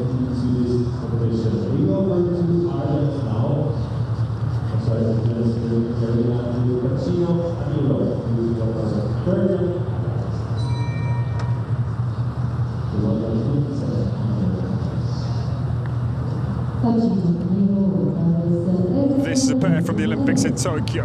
Delighted to welcome Bertram Allen forward with his ride from Japan. It is Pacino Amira who comes for the world number 27. His career quite extraordinary. Pony European title. Team Silver, Cassandra Van Hen Rolhoff, I was there commentating. Bishop Burton in 2010. Then European Team Gold, Junior Gold in 2012. 2013 individual junior silver medal. Molly Malone, the 5th at horse that took him to the Worlds the year after the European Juniors in Caen in 2014. Bertram won his very first ever World Cup in Verona that same autumn. His talent is massive. Pacino Amira gets away. The time of Abdul Saeed to chase. 69.73 here.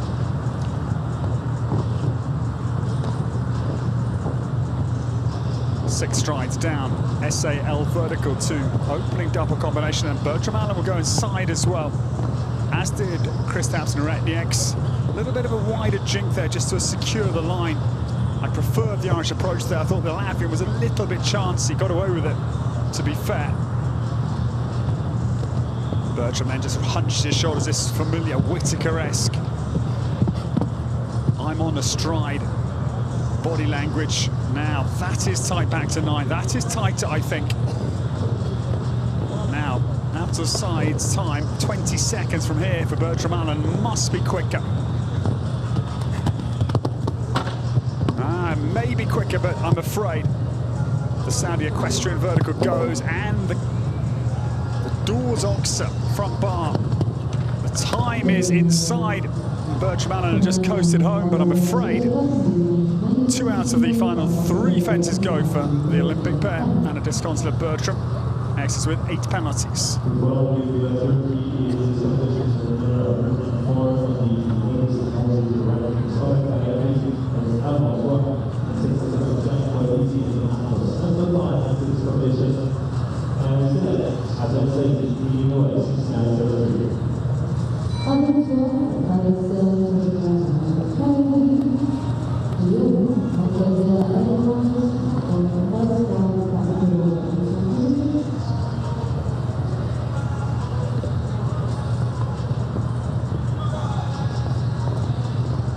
This horse is produced by Spain's Fernando Forcad Lopez, up to 150.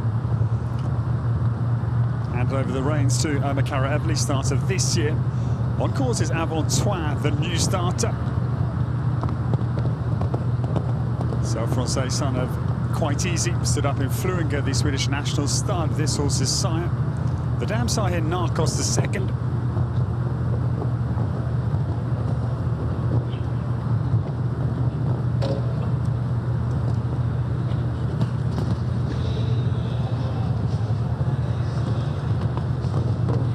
Opting for the outside line, understandably. But only Bertram Allen and Kristaps Mereknes have attempted. It's really tough back to 5 on the knife inside line. This is very smooth here. Runs down through the second combination, 7A, 7B, and 8 all coming up in a related pattern. 45 years of age, Rio Olympian. 3 worlds, 2010, 14, and this year up in Herning. That was his best finish. Chesten de la Pomme Z up in Denmark. This horse had a very good win. Paris leg of the Longines Global Champions Tour late June of this year, and one in Rome as well in early September. Good round for Omar Karaevli. His new horse, Abontois, goes into 3rd position, 73.02, the Turkish time.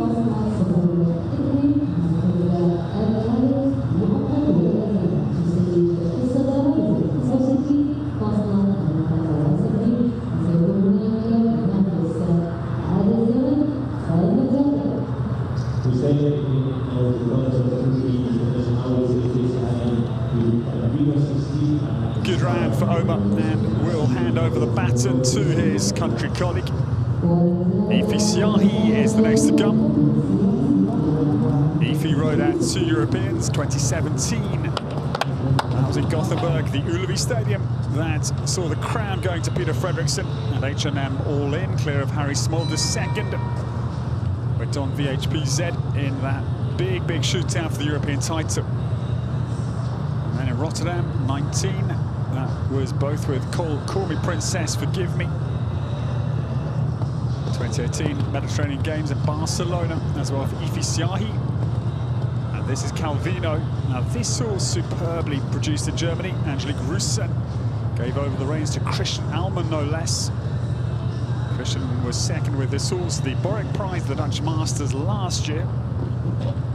Had a very good win on the GCT up in Hamburg this year with the 4-time Olympian, the Iceman Christian Alman, but no early mistake. That white leaves vertical, leaf theme, although we're into December here in Riyadh. You can't really feel that seasons are much changing, of course, in the heart of the Middle East. So maybe the autumn theme is appropriate. That leaves vertical at the second.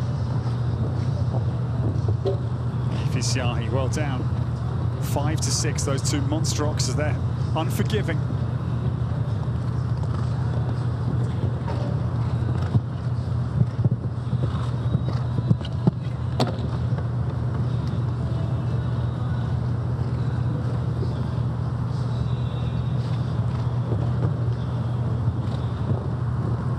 This pair only together since August of this year. They were 3rd in the GCT here in late October, and 7th over 1.40 m last week, so they are in good form.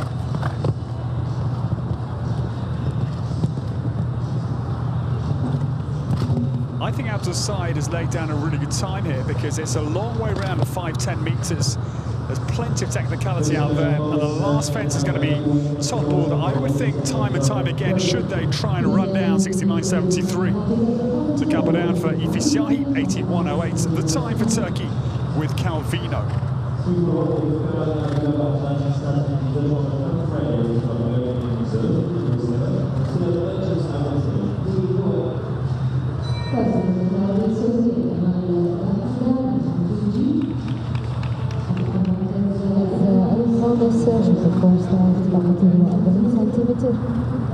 It's a huge prize fund tonight, €52,000 for this 1.50 m Longines World Ranking class. Couple down for Turkey. This is the collecting shoot down into the paddock where they warm up for the class, of course, prior to competition. This man, well, brilliant yesterday. Good start for Kamal Abdulrahman on course. Kamal was second in behind Peter Fredriksson, Grand Prix here last year. That was with Jack van Het Denenhoff, who jumped in the first class tonight. G on course. There's 5-time Olympian, Atlanta, Sydney, Athens, Hong Kong, and London. And that was a brilliant individual 4th and team bronze. Noblesse de Tess in Greenwich Park.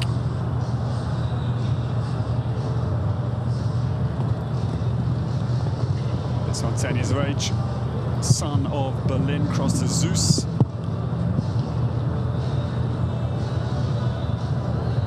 Abdullah Al-Marri going beautifully. So measured turn, he makes the 9. No inside line like Bertram Allen. Cut back to 9. But again, yes, competition is important wherever you are in the world of equestrian sports, but production of your horses is more important. Winning is one thing, but saving your horse for another day, producing him with confidence and continually thinking about his mental development is key to becoming a top horse, woman or man. That is a good round from Kamel Abdullah Al-Marri. You feel just nursing the gelding around the course. Clear jumping for 3 time. Time allowed tonight, 82 seconds.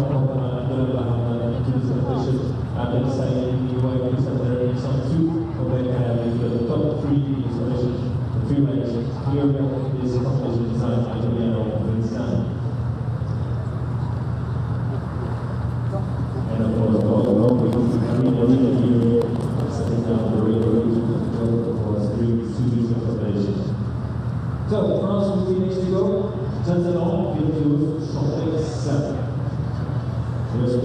Well, this is a scene, and great that you join us here. Al-Saud, the very first to go, has set a stunning time, nearly 3 seconds quicker. And Latvia's Kristaps Retnieks took the inside turn back to 5, so really was gunning for the victory. But 69.73 stands tall and proud for Al-Saud with Arpège du Roux, as we said earlier. Won a 4-star speed class here last year. This lady, though, is very good. Jeanne Sadron, it is we welcome for France. Number 206 in the world. She's 21 years of age only. She returns from the Royal Moroccan Tour recently. Nations Cup start in a very good team silver, alongside Messrs Delestre, Jean-Henri Fermé and Perrault. Jeanne was 7th in the World Cup at El Jadida with Denver. Sorry, with Dexter. Dexter de Kerglen, her young rider horse. And tonight, Vertueux Champex is Ruben de Bruyère avec Espoir side stallion, owned by the Cheval Company.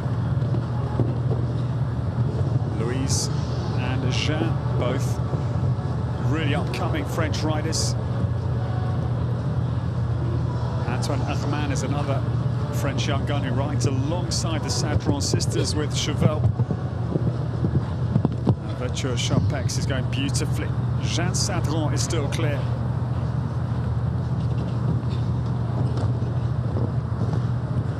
Her father has got a huge airline company, meals, not on wheels, but up in the upper atmosphere is Monsieur Sadron's business, and president of the Toulouse Football Club as well. And Jeanne Sadron has gone beautifully. No effort against the clock, but that is, again, what I was saying about production, about thinking ahead, not necessarily gunning it down in the moment. Super round from Jeanne, and 76.39 will go into 4th position. Solid round from the young, rising French star.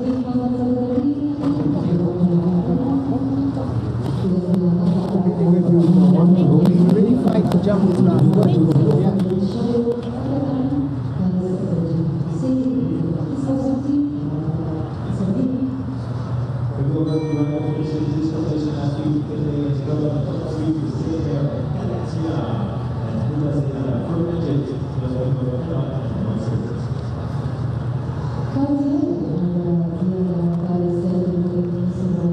Well, 2 tonight for Egypt. And Al-Saud is out in front. Got my baklava stuck between my front teeth. That's our lovely Arabian pudding. But Muda Sayada is on course. He started a brisk pace here, not messing around at all. He's got out to the blocks a little bit like Usain Bolt in the glory days of the Jamaican sprinter. Inside turn, he cuts back to 5 now. Bold line, comes out of a very tight line there. Still clear, and this horse is really operating. It's Katia. She's She's only 9 years of age. Daughter of Harry, smoulders his emerald and still clear and still quick here. World rank 268, fourth in the Arab World Cup standings, but sadly, a collective side of Saudi equestrian Oxer at 9 goes. It's not particularly wide, which is just encouraging the riders to turn tight into it. That is the kind of invitation from Ilyana Vetsani. If it was wider, they'd have to come a little bit straighter. Still a very good round, and the time was quicker. 1 second good on the clock to Abdul Saeed, but yeah, fence 9, I'm afraid, is a downfall. Great round from Uda Zayada and Katya. Quickest time so far tonight, but that one mistake right about now.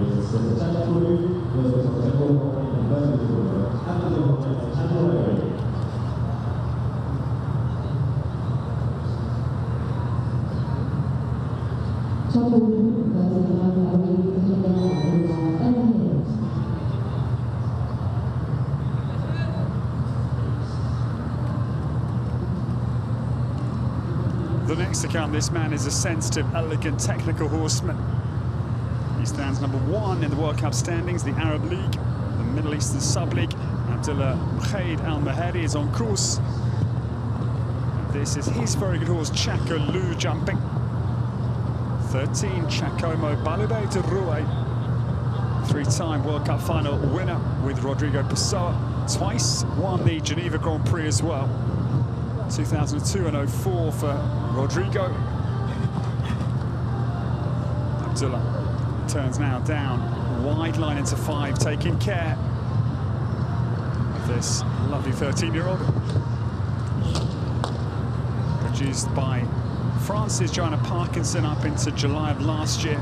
So a new enough combination which explains the caution. For this man who did go to 2 World Cup finals. Leipzig this year, 26th. With this horse alongside Alencio, so they have got mileage, but another one, 2 in succession. To hit the top of 9, one for Egypt and now one for the UAE.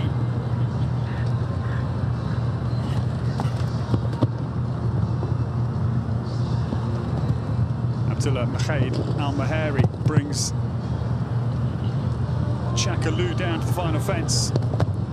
Now, super out to watch. Fence 9 goes, but again, I'm sure a horse that is being prepped for the big competitions that lie ahead of us. We will have the World Cup tomorrow night over 2 rounds, and then the last day, Saturday, we'll have a 150 jump-off class prior to the big 5-star Grand Prix. A lot to look forward to, certainly here at Jump Saudi.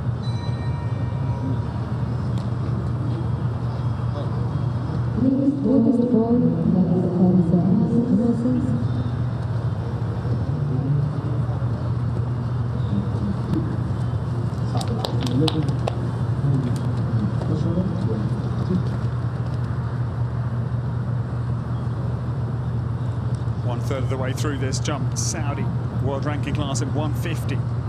€52,000, the prize fund, and this lady rode the Europeans in handing back in 2013, 14th individually. That was at Camille Z. World Games in Dornano Stadium. That was in Caen 2014.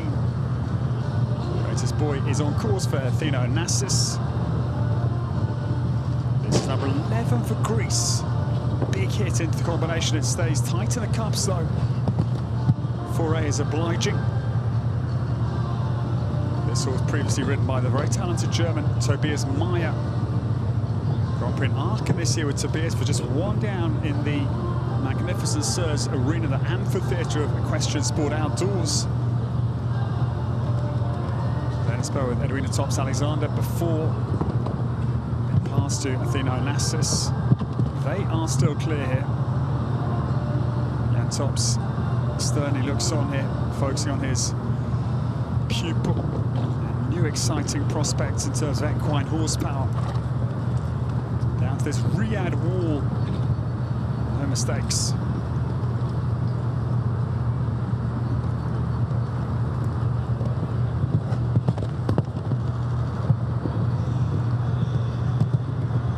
Athena Nasser comes down beautifully smooth down this final line, now turns for the plank. A good ride from her, very consistent down to the final. Technical, delicate plank, does not chase Greatest Boy out of the rhythm at all. Very nice approach. And they are all time penalties out on the clock. Clear jumping, but it is 8 just for time. I was thinking, what have I missed out there? But no, just the time exceeded. 8 time for Greece's Athena Onassis and her new star, Greatest Boy H.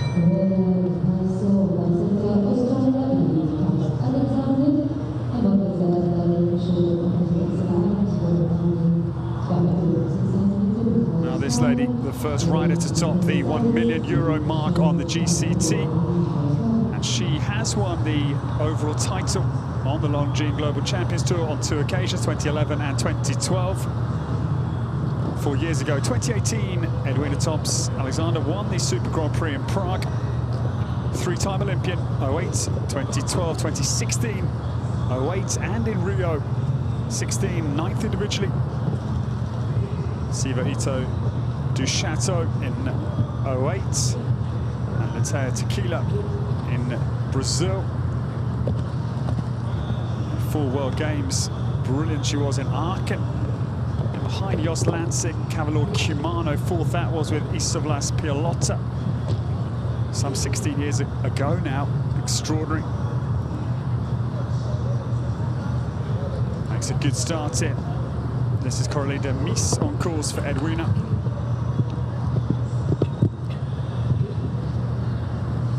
Brand new ride for her, 2nd competitive month only. Previous rider, Nissa Lüneburg, very talented German. In fact, 3-time winner of the Hamburg Derby up in the north of Germany. With Nissa, won the Grand Prix, 4-star at Centaur Park prior to the sale. Going beautifully here.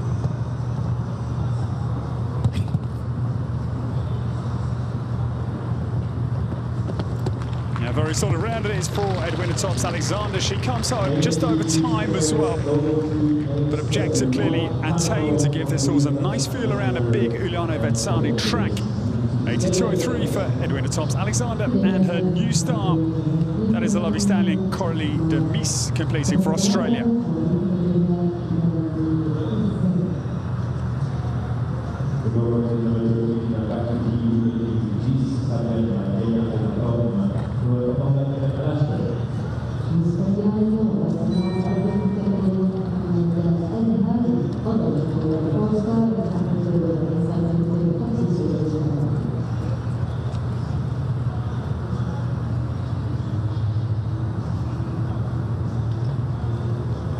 This man's a very good jockey, 33 years of age. He had a super win, the World Cup in Al Ain, fell to Paula Poussage back in February of 2017, 5.5 years ago.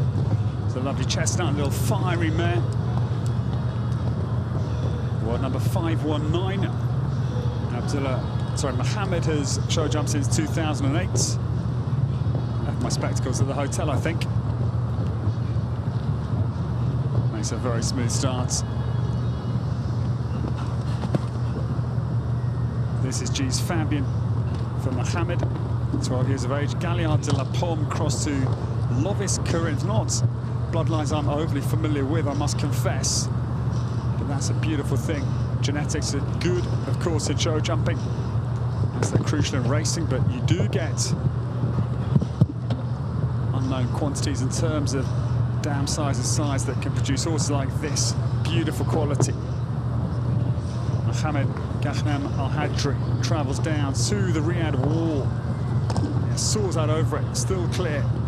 Just checks down to check everything is in order kit-wise. His horse's boots are intact. It's amazing the awareness the top riders have in the heat of the battle. Now, last fence in. It's a very good round. It's a clear round, and 76.38 into 4th position. Very solid from Mohammed Al-Hajri. And 4th place for the United Arab Emirates. athletic, powerful horse. Goes up in behind. Omar Karaeveli is in third, still for Turkey. Kristaps Neretnieks, the reserve champion. That is Quinter Kemerli. And the very first to go, still out in first position, Abdul Said. Arpej Duru looking a very hard time to beat. Abdul leading by the best part of 3 seconds. 69.73.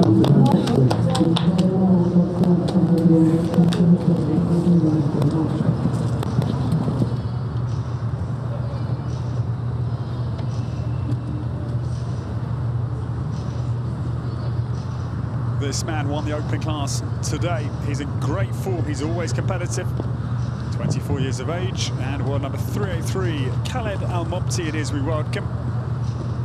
Superb at the Indoor Asian Games in Ashgabat, Turkmenistan, 2017, individual silver, team gold. Asian Games, Jakarta, Indonesia, the following year, 8th individually and team gold again. Survives a little early rattle through the combination.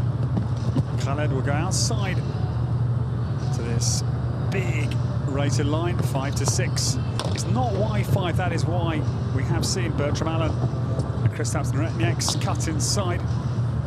It is on, but it's a hell of a tiger line. I certainly, if I was riding it, would go outside, because I think you could gallop around the plank and just keep your foot down and arrive 5 to 6 and just charge down the line, having had a straighter approach. I don't think Abdul Said cut inside, but I'm not totally sure either, but I'm pretty sure he went out. Hairy moments for Khaled Al-Mobti.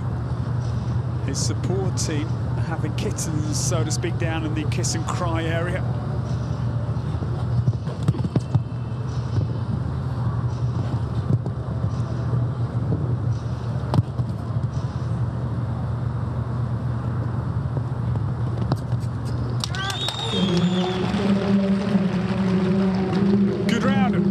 Going to be 7 time penalties.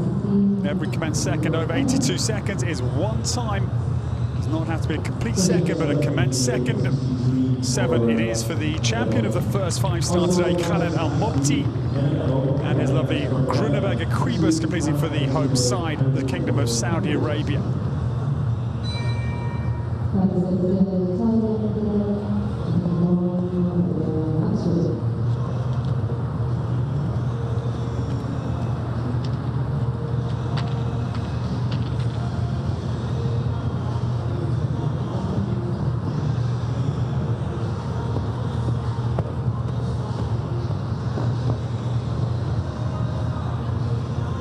First time today we've seen this young talent.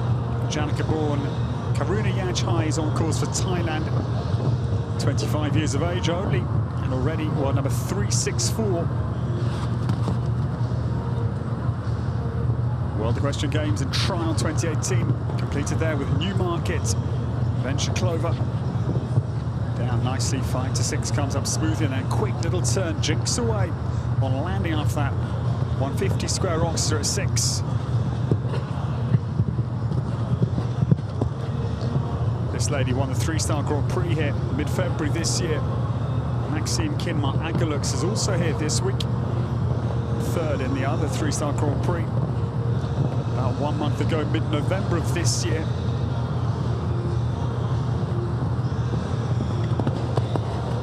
This is that horse, I'm afraid I didn't quite mention that, and Into Trouble. Saudi Equestrian Vertical. And this is the horse that won the Grand Prix here back in mid-February.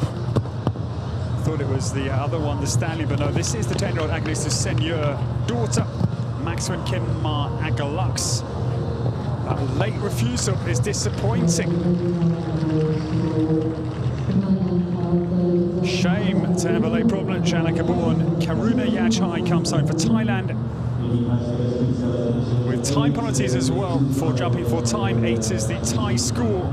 Great round until 3 from home.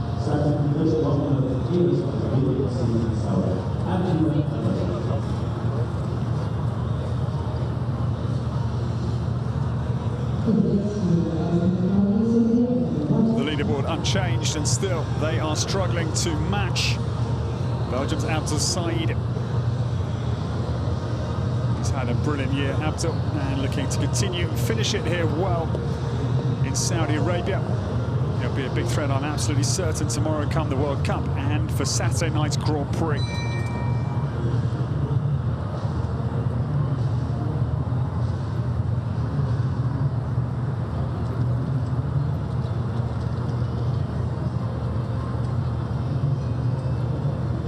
The next to come, Abdullah Al-Rajhi it is we welcome.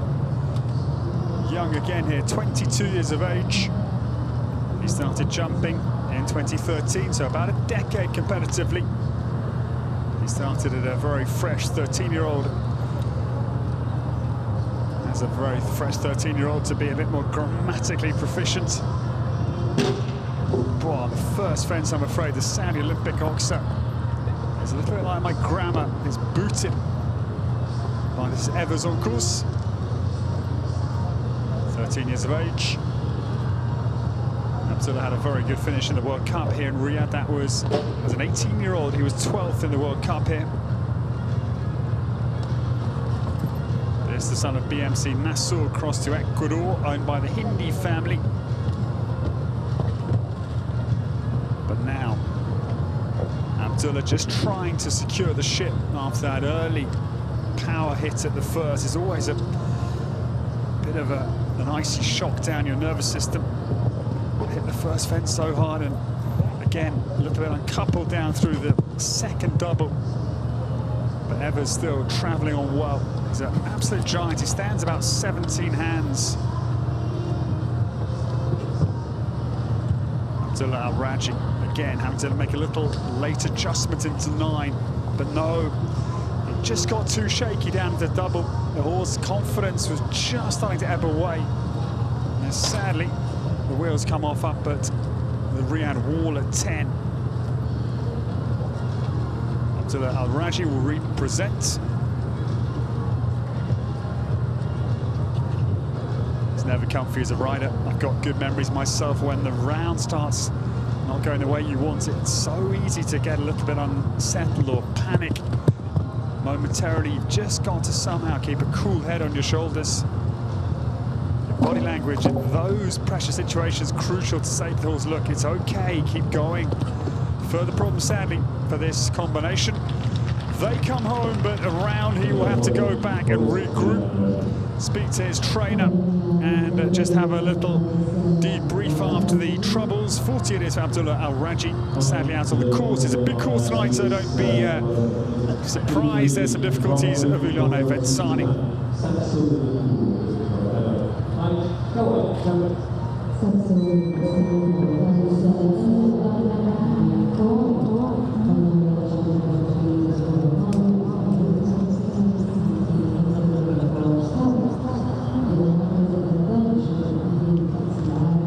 To come just over halfway, still the time of Abdul's side sitting very handy, 69.73, the very first of this 5-star 1:50.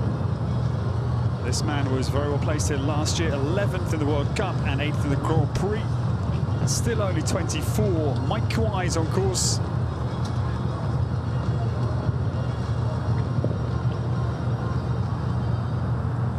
This is Saxo de la Cour, reserved for the Tokyo Olympics. And that was Mike's goal when he went to Yan Tops 5 years ago. Google translated, did not speak English, to say to Yan, look, I want the gold in my home country. His debut, his maiden championships was this year in Herning. 43rd individually with this very horse, Saxo. First 5-star win for Mike came in 2020, and he won the Global Champions Tour in London, having returned from the reserve slot in Tokyo. Saxo de la Cour will go outside to 9, understandably. Mike Kawai will try and improve on 8th in the Grand Prix come Saturday. Nice harmony here, I must say, between the partnership. Just feel that sense of an established pair. I can't explain exactly how I can tell that as an old horseman. You just can feel the effortless change of direction from Mike. Little signals, the horse responds quickly. And overall, very harmonious, certainly. Will be clear jumping, but has a clutch of time penalties again. 8 it is for time for Japan's Mike Kawai.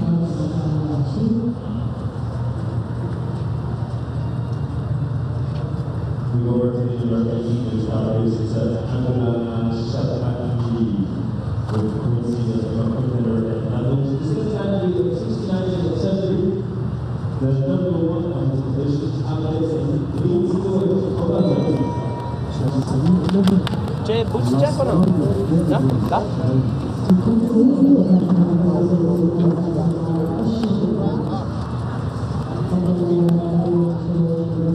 Now, I think this man is the man to now take on Abdulaziz square in the face and try and get ahead of that 69.73 leading time of Egypt. Abdullah Al-Marri, he's had a good day. He was second in behind Khaled Al-Mobti in the open class. 40 years of age, won number 65, a London Olympian. Team bronze it was with Sultan in Greenwich Park, 39th individually. But the real crown, the individual silver, was in behind Philippe Lejeune. His son is on the stadium speaker. Philippe Lejeune Jr. Lexington in 2010. 6 World Cup finals this year. Hunter C in Leipzig. Abdullah Al-Marri makes a good start. This is Quincy. 12-year-old Quintenda the second, Lando's son. Motors down, 5-6. Abdullah just keeps the tempo flowing nicely. 7-8B, beautifully through on one stride, and then 4 strides level down to the tall water vertical at 8. Then, yeah, opportunistic to 9. I felt a little bit set up across the angle, but didn't to me quite. I've got a real bird's eye view position right behind the Saudis. Turn to 9, ducks out on the right side. Frustrating mid-course 4 for Abdullah Al-Marri.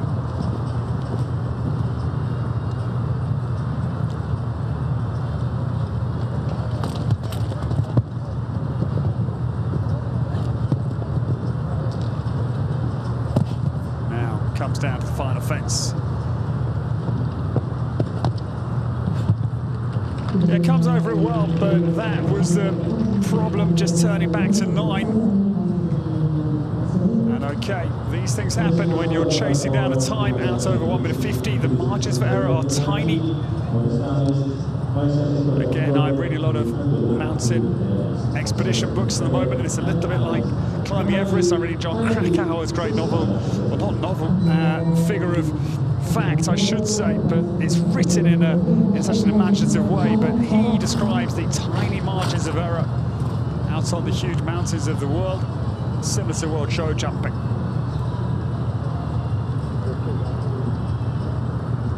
The next to come, delighted to welcome Maysam Bisharat, the new starter. 38 years of age. Made her debut in 2010. She had a very good 3rd place in the 5-star Grand Prix at Al-Shawaf. That was in February of 2020. Andola du Blondel, her former top horse. This is that great horse. Still campaigning. Maysam owns this stallion, self-Francais, 14-year-old herself, and still getting a good pace on down between 5 and 6. This pair, they won the 6-bar competition in Al-Shawaf and in Sharjah. 2 wins in January and February of this year.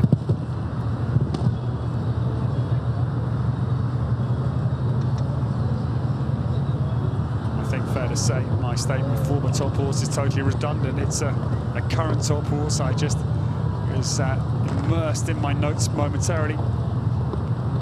Got a new system. It's lovely to have them ahead of me, not on the computer anymore. Makes it much easier to watch the horse, which is what we should be doing as commentators. was just rather basking in my new research system. Apologies for that oversight. That is a very good round. It's overtime. It is going to be 3 time penalties, but a very nice clear round jumping. Maysan Bishrat comes across the line with her top horse, Andala de Blondel, clear with 3 time for Jordan. Ibrahim Hani Bishrat, a very good third in the opening 5-star class already this afternoon.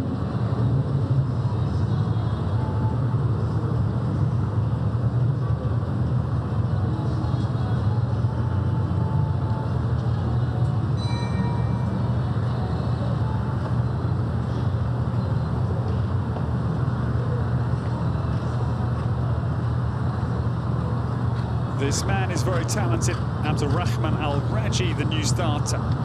27 years of age, he is world rank 332. A nice third in the Arab League. In the World Cup standings, the Mid-Eastern Sub-League division of the Arab League. World Cup finals in Paris 2018, 34th there. But his real standout achievement was at the Asian Games in Incheon, Korea 2014, double silver. Lovely horse called New Orleans. And of course, this is Braver. Braver, 18 years of age. It's a very quick start. He'll go outside my preferred line back to 5. I think you can just keep the revs ticking more easily.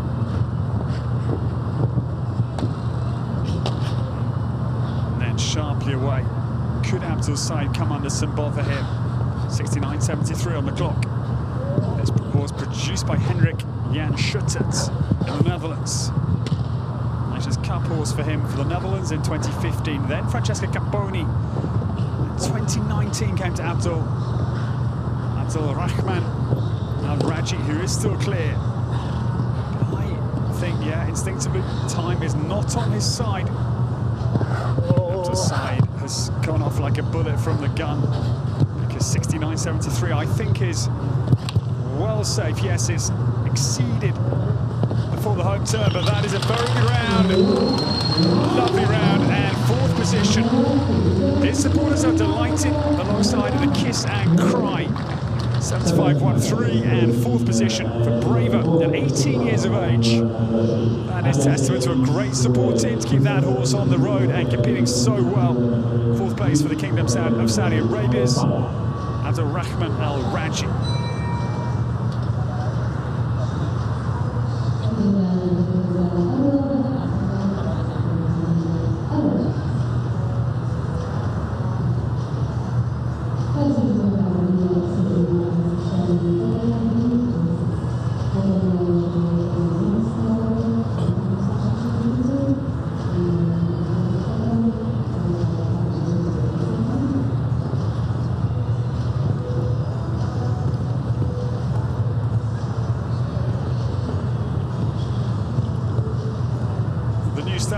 Mashari Al-Harbi it is we welcome, 35 years of age, world rank 483. His debut internationally was 2009. His first international win was in January of 2013. That was with Vimara. 2018 was a great year, 5th in the World Cup here in Riyadh in December of that year. And he won the Grand Prix here. That was January of 2020 again with Zidane. It's a very nice start here.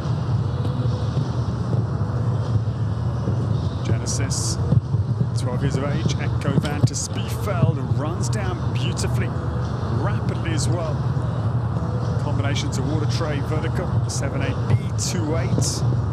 Got a little bit twisted in the air, had to really bust to cut the horse to clear. 9 successfully, but no, then out of luck, another one at the Riyadh wall, it's plumb vertical.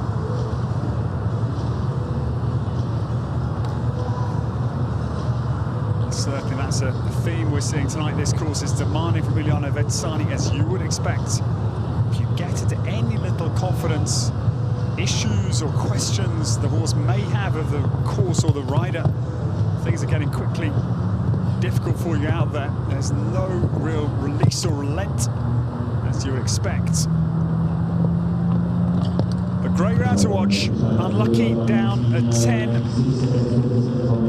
We'll come home with 19 as a final score. 96.27 was the time for Mashari Al-Habi and Genesis.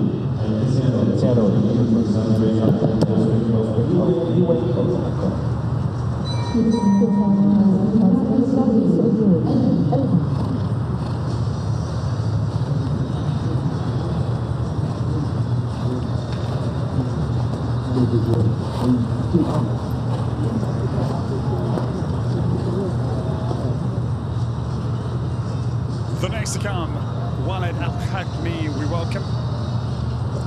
Walid with this very nice Cassiano the second. Their partnership is relatively new, just 1 year together. And Walid Al-Ghamidi is 21 years of age, only incredibly. Their partnership formed this time last year. And this horse was produced in Germany by Simon Schröder.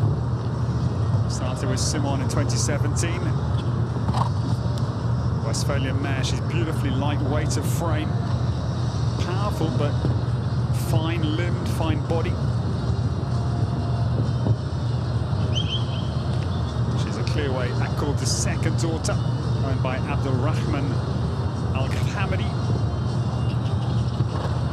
And Walid is giving her a very good ride. Again, she's a very tall horse. She must be 17 hands or so under the measuring stick. She's a mighty unit. They can jump the Riyadh wall. It's getting a little bit wobbly, but things are still clear. Come on, Walid Al-Hajmi, let's get this horse home. It's going to have time penalties, but won't worry about that at all. Ah, what a shame. That is the Doors Oxa, the penultimate, which I'm afraid is a late mistake. Super from Cassiano the second. I've been calling her a mare, and she's not. I must apologise to the not-so-fair sex. Cassiano the second is a gelding. Sounded like a female name to me, and apologies for that. 2-time it is. 6 is the total for Walid Al-Ghamidi and Cassiano the second.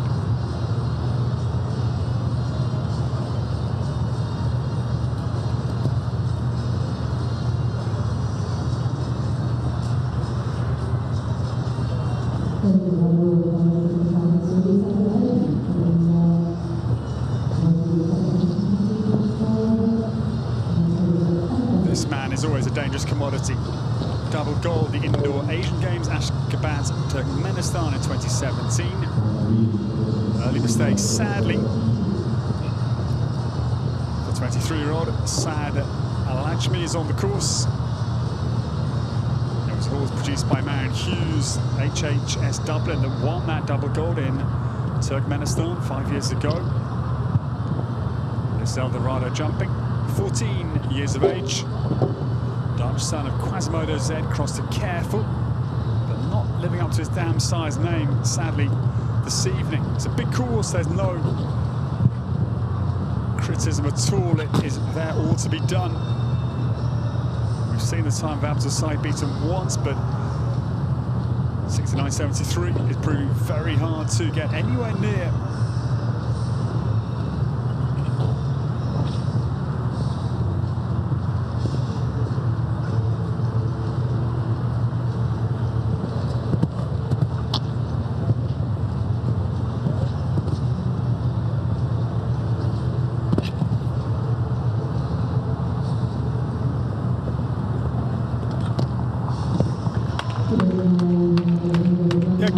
Certainly, couple of fences down. It is 8 jumping and also 1 time for Saad Al-Ajmi coming home.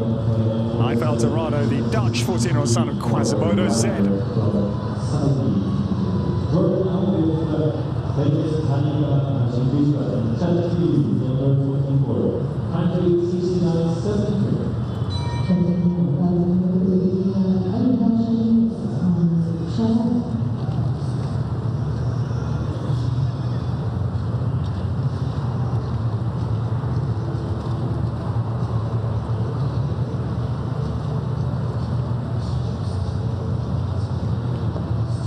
This is a quite extraordinary story. On course, Hani Kamal Raji Bisharat for Jordan, number 24.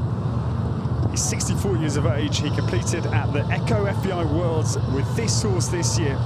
Oldest competitor by a country mile in Herning.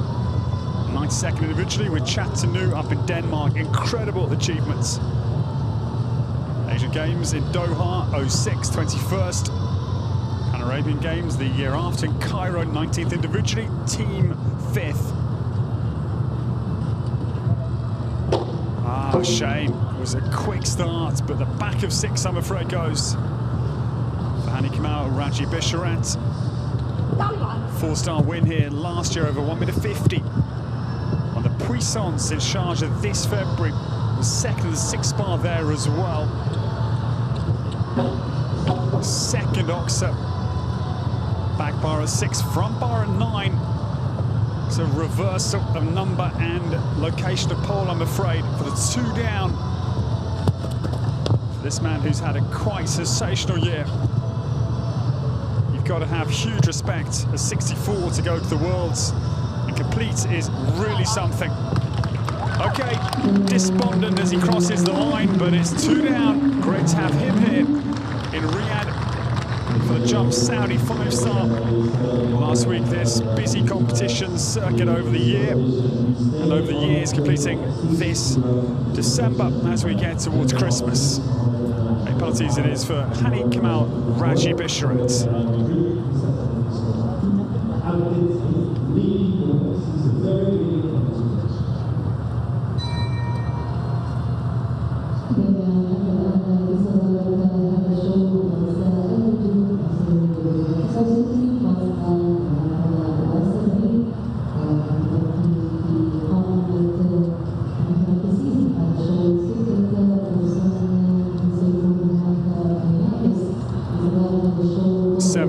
Tonight, and combination 25 of the 31. Delighted to welcome Sheikh Ali Jamal Nasser Al-Nawami.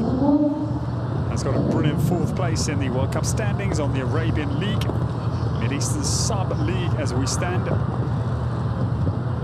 28 years of age.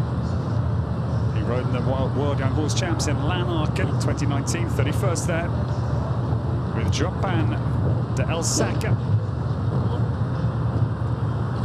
This is his very good horse out on the track.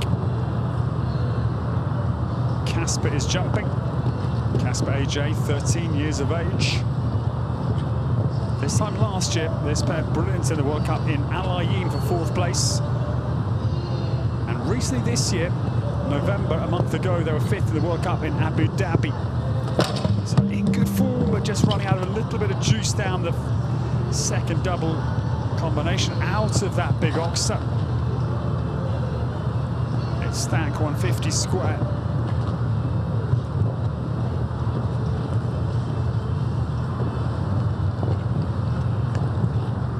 What I like about this course is, although there are problems, they're evenly spread, lots of little hot spots all around. The course is very fair and readable to the horses. That is what I like about this track. It's flowing. Yannick Vetsani is the master. He will be part of the Milan Europeans. Of course he will. That is going to be held alongside AC Milan Stadium, the San Siro. Literally across the road, and Ilano told me a couple of days ago there will be a match on the weekend as well. We'll add to the interesting factors for the management side of things for the Europeans next year, and have to juggle the soccer and the European Show Jumping Championships.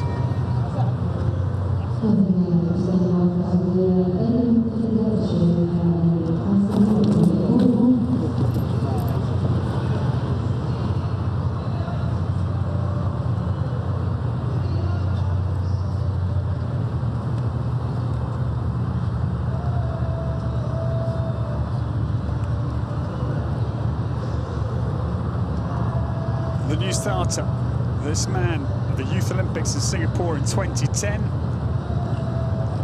Actually finished in 9th individually. Same position was Martin Fuchs, the world number 2. So in very good company. That was 12 years ago. Recent win in Riyadh, mid-November. That was with Quincy.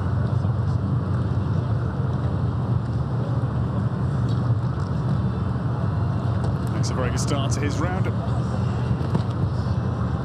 Sheikh Ali Abdullah Al-Qasimi is on course with his new ride. This one was produced by Kevin Jochems. I was there watching, not only watching, I was commentating at the Dutch Masters. I hope I was doing some work. I certainly was impressed by this horse, the Van Schijndel. Indoor Derby was a win for Cornet Boy with Kevin Jochems. And still going beautifully here with Sheikh Ali Abdullah Al-Qasimi. That angle line at 9 pays off here beautifully. They are still clear. Side time I think is out of reach, but it could be right up amongst the best of this class. 72.49 is Chris Hampton and Retniex's time.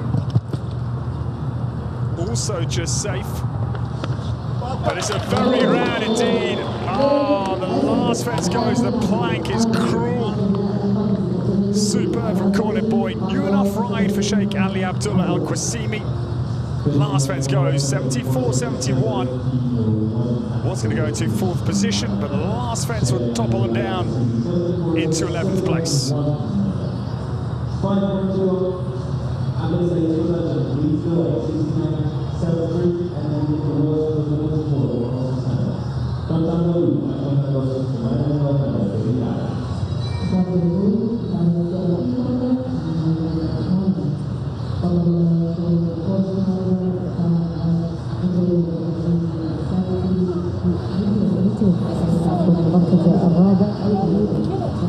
I thought you were finished. Like,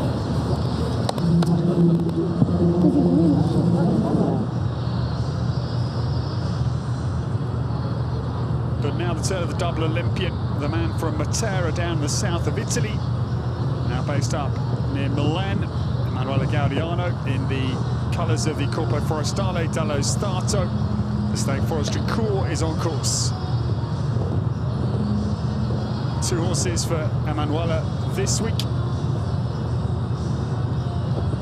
His groom, the man from Brescia, Filippo. Talked to him earlier this week, but sadly, Gonzago Blue troubles down between 3 and 4A and B. This one 10 years of age. Conthagos crossed to Chaco Blue. It's number 27.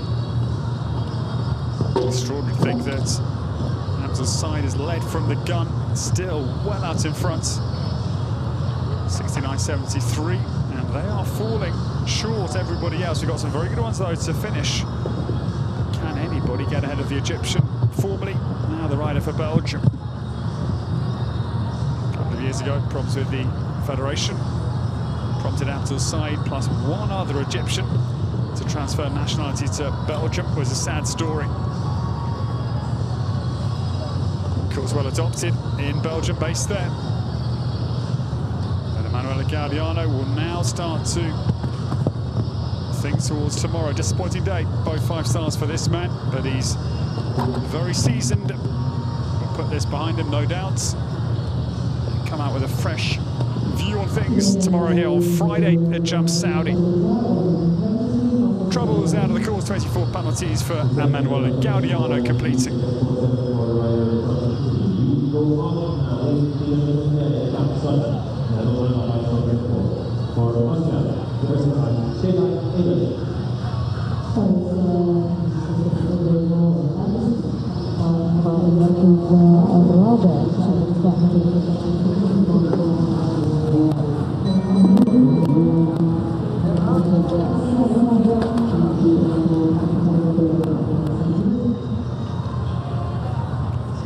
The next to come, the lone wolf in the pack tonight for Austria, the man from Salzburg, 41 years of age. He started riding at 4 years of age. Initially was show jumping and dressage. He chose at 12 to focus on. World Games in Aachen, 06. That was Cartier PSG and 4 senior Europeans. Mannheim, Windsor, Madrid. And then an 8-year absence between Madrid until Rotterdam in 2019. Stefan Eder is on course. This is Carlsen, 14-year-old contender of the first Stolzenberg son. Sadly, flat flattens the front of 6, the big sand pillared oxer.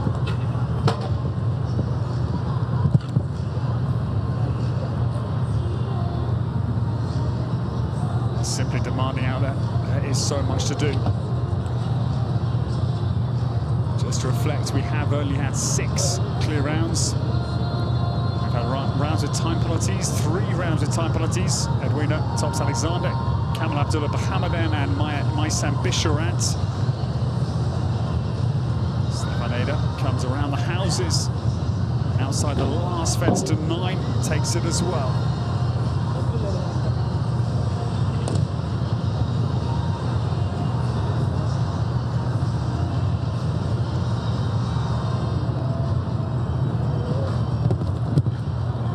Up to the north of Riyadh CBD, 7.5 million population in the Saudi capital.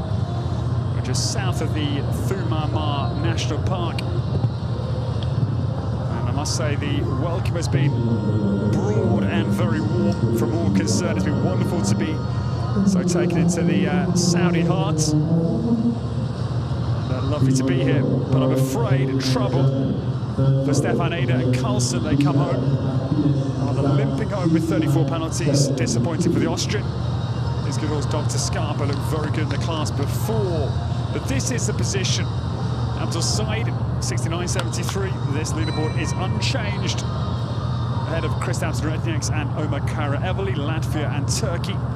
2-3 behind Belgium. Belgium had a brilliant win. That was the La Boule Nations Cup. May of this year, one of the biggest team titles in world show jumping. And wasn't it brilliant to see Gilles Thomas, the young gun, he's only 24, 4th in the Grand Prix. Geneva, just on Sunday, a quite extraordinary jump off.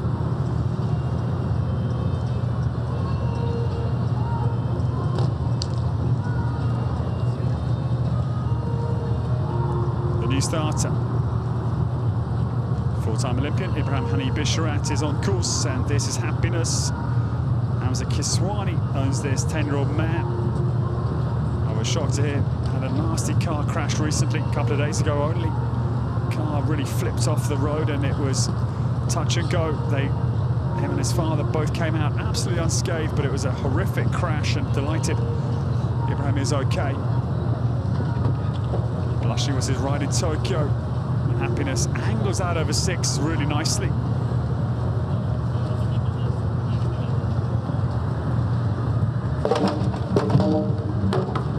But sadly topples out the combination.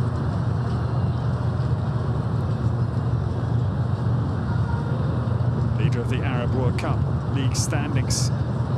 38 years of age, 4 World Games in addition to those 4 Olympics. 2 World Cup finals, Las Vegas 05, Paris 2018, Chactino 23rd in Bercy, up alongside the French capital. Good round overall for Ibrahim, just the mistake out of 7B, but lots of like. Happiness comes home. Fluent round for Jordan crossing the line. We'll also have the 2 time penalties, 83.02 was the clock, and 6 for Ibrahim Hani Bisharat.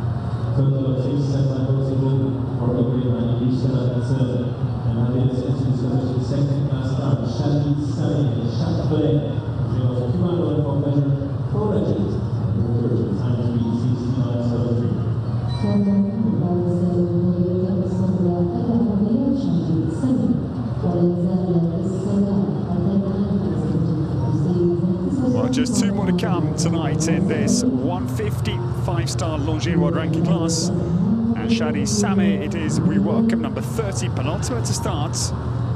Now this one is the son of the world champion Jos Lanzig won in Aachen in 06 with this horse's father Cavallor Cumano. Dam sire, horse that Lars Nieberg rode, that is for pleasure. The dam sire, part of the Sydney Olympics in 2000. And of course, brilliant to see Gerrit Nieberg, Lars' son, winning the Rolex Grand Prix this year in Aachen with Ben, quite extraordinary to beat Scott Brash and Hallo Jefferson around. We thought unbeatable, but the inside cut that Gerrit took on was quite brilliant. Chardonnay travels nicely down to this very meaty line, 5 to 6. 6 strides comes up there, a little bit short even, such as the ground cover of the former world champion's son. Shadi Samir giving this horse a beautiful ride. It's really composed, I must say. They've got a lovely flow about them.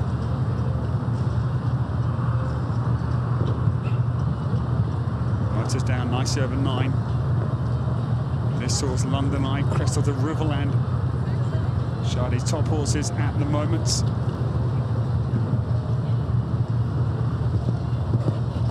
And this pair not got much mileage actually at 150. They were part of the World Cup here last week. Had 4 down or so. So this is a vast improvement. Good round. He'll be delighted. It is a couple of time penalties. Okay, 5 time. But very good clear round over the fences. Well into Shadi Samir and Chardonnay completing.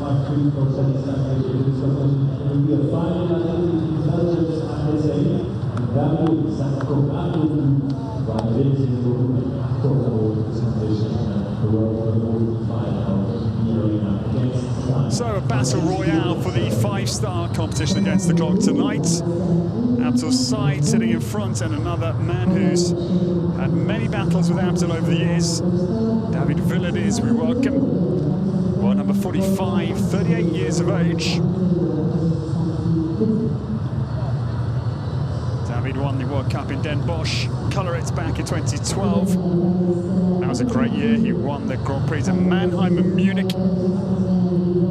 2015, went on to win Hagen's Grand Prix in the heart of Germany. Team silver, 7th individually. Last year in Riesenbeck's Europeans, and behind countrymate Andre Tima and DSP Shakarian. Zaccarado Blue makes a nice start. He's young, 9 years of age. The son of Vidal Zarocco Blue, crossed to Accarado.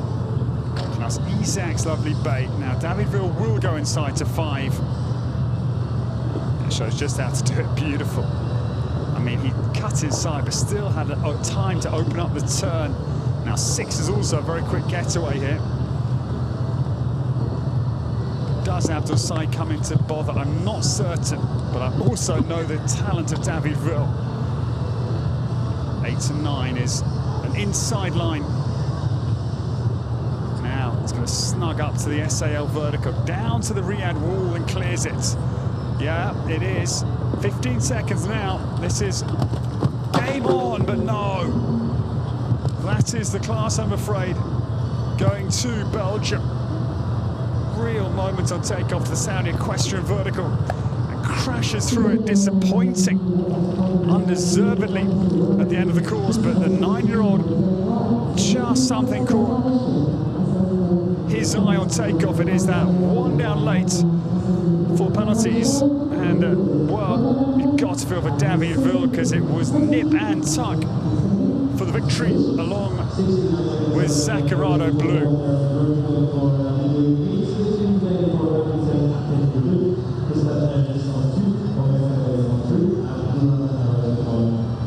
So here's the confirmation. Abdul Said, the very first to go, win 69.73, the best part of 3 seconds. Kristaps next came early as well. He is second with Quinter. Makara Everly goes very well with his new horse Aventoir. And Abdulrahman Al-Rajhi is 4th with Braver.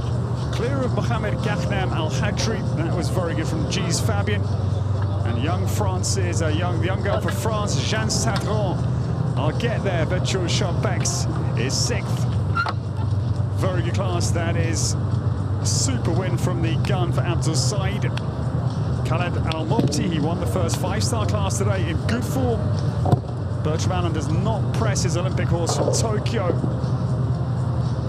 And Thilo Nassis gets well around with her new horse, Greatest Boy H. And these will hopefully improve over the few days ahead. We'll drop down for an interview with our new champion.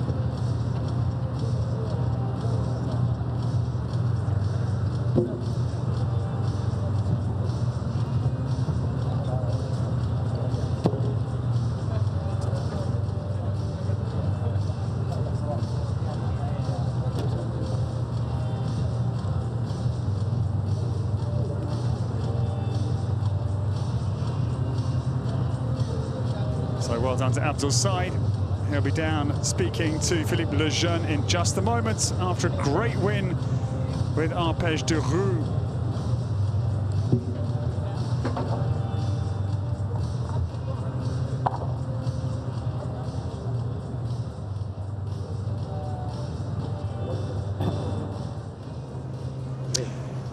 Abdel Said, congratulations for this amazing victory. Could we say, oops, you did it again? Victory also last week on day one with the same Arpège de Roue. Last week you were starting in a much more comfortable position, second last start. Now you were first to go and you hold it on during this 30 riders class. Thank you very much. Yeah, it's nice to win again here this evening. It's a beautiful place to win. My mare is naturally very fast, so I told myself don't do crazy things, just put the pressure on the rest and hope for the best. What went through your mind when you did hear the option from the combination to fence number 5? Was a bit zigzag and you thought it would hold on for the this class? Yeah, I thought I hope my back doesn't crack, but it didn't and it worked out. What could we wish you now for the rest of the week on this 5-star World Cup and 5-star Grand Prix tomorrow and on Saturday? I really hope for an interview with you every day. Thank you so much. Thank you very much.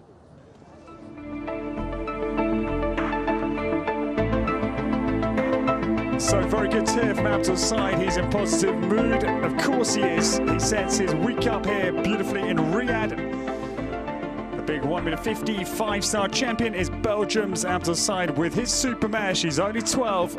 Arpège de Roue just shows how quick she can be. The disadvantage of being the very first to go did not bother the double Olympian even one little bit.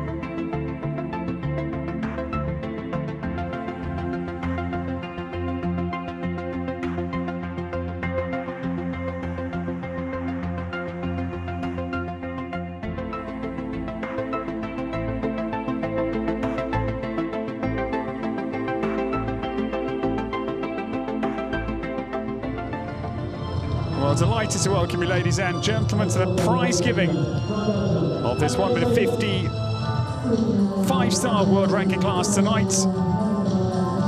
What a class, and this man has been brilliant again. He's a reliable winner. And Abdul Said strikes with his 12-year-old mare, Arpège de Roue. 69.73, winning by the best part of 3 seconds. It's a long, in terms of distance, the lead he would have enjoyed, I would say, some 10, 12 metres clear of the pack. It's a big winning margin in terms of seconds as well. Kristaps Rednex is second for Latvia. Quinter was the second in. Impressive.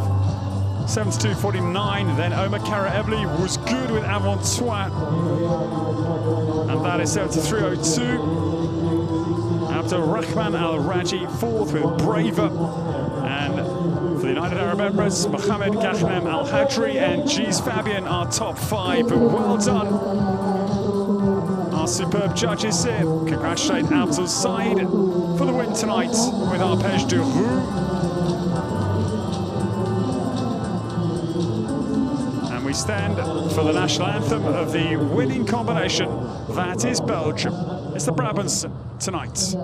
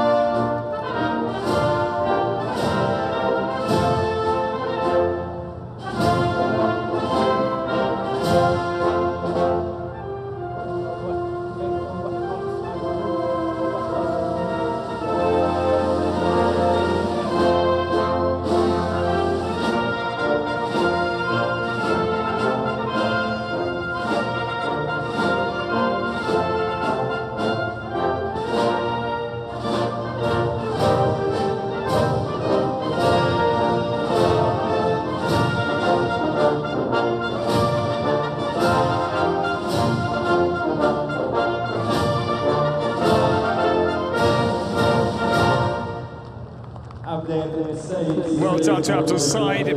Brilliant he is, and his turn of foot against the clock is legendary. And Arpège de Roue will claim the winner's check of this 5-star Longines World Ranking class tonight here. Jump Saudi. Impressive win. She's a beautiful mare, daughter of Apache d'Adrère, cross to Quatsu. Bred by Christophe Legge in France and owned by Abdul's own company, AS Abdul-Said Trading.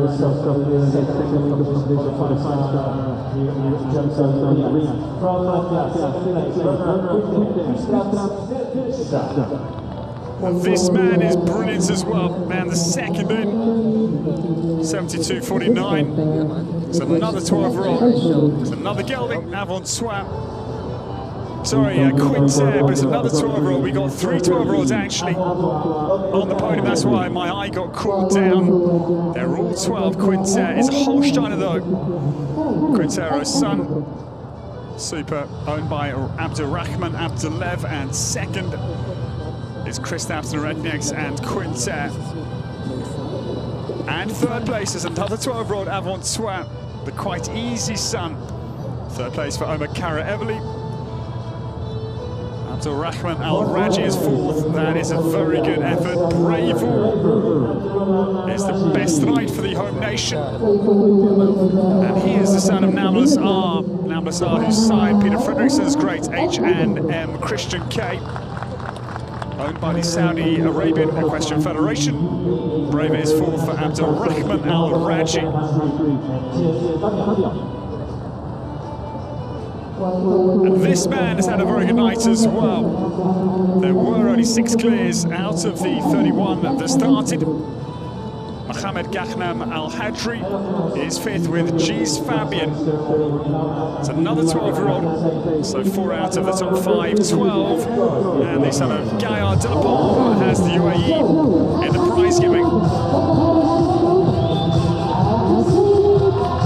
Well, tomorrow we have a 145 5-star competition first up for you, and then tomorrow night is going to be a huge evening. It is the FEI World Cup here in Riyadh, and that man is certainly firing. Abdul-Said is the best tonight. Arpège de Roue claims the 5-star for Belgium, winning by the best part of 3 seconds. Well done to Abdul-Said. Christophe Rednieks is second for Latvia. Omar Kara-Evely has Turkey on the podium. Abdulrahman Al-Rajhi, the best of the home nation. Mohammed Al-Hajri is fifth with G's Fabian. Well, ladies and gentlemen, a great opening day here at Jump Saudi. And we will bid you farewell from the Saudi capital, Riyadh. From myself, Ed Holloway, the team here, the great TV crew. Thank you for your company. We will see you tomorrow night.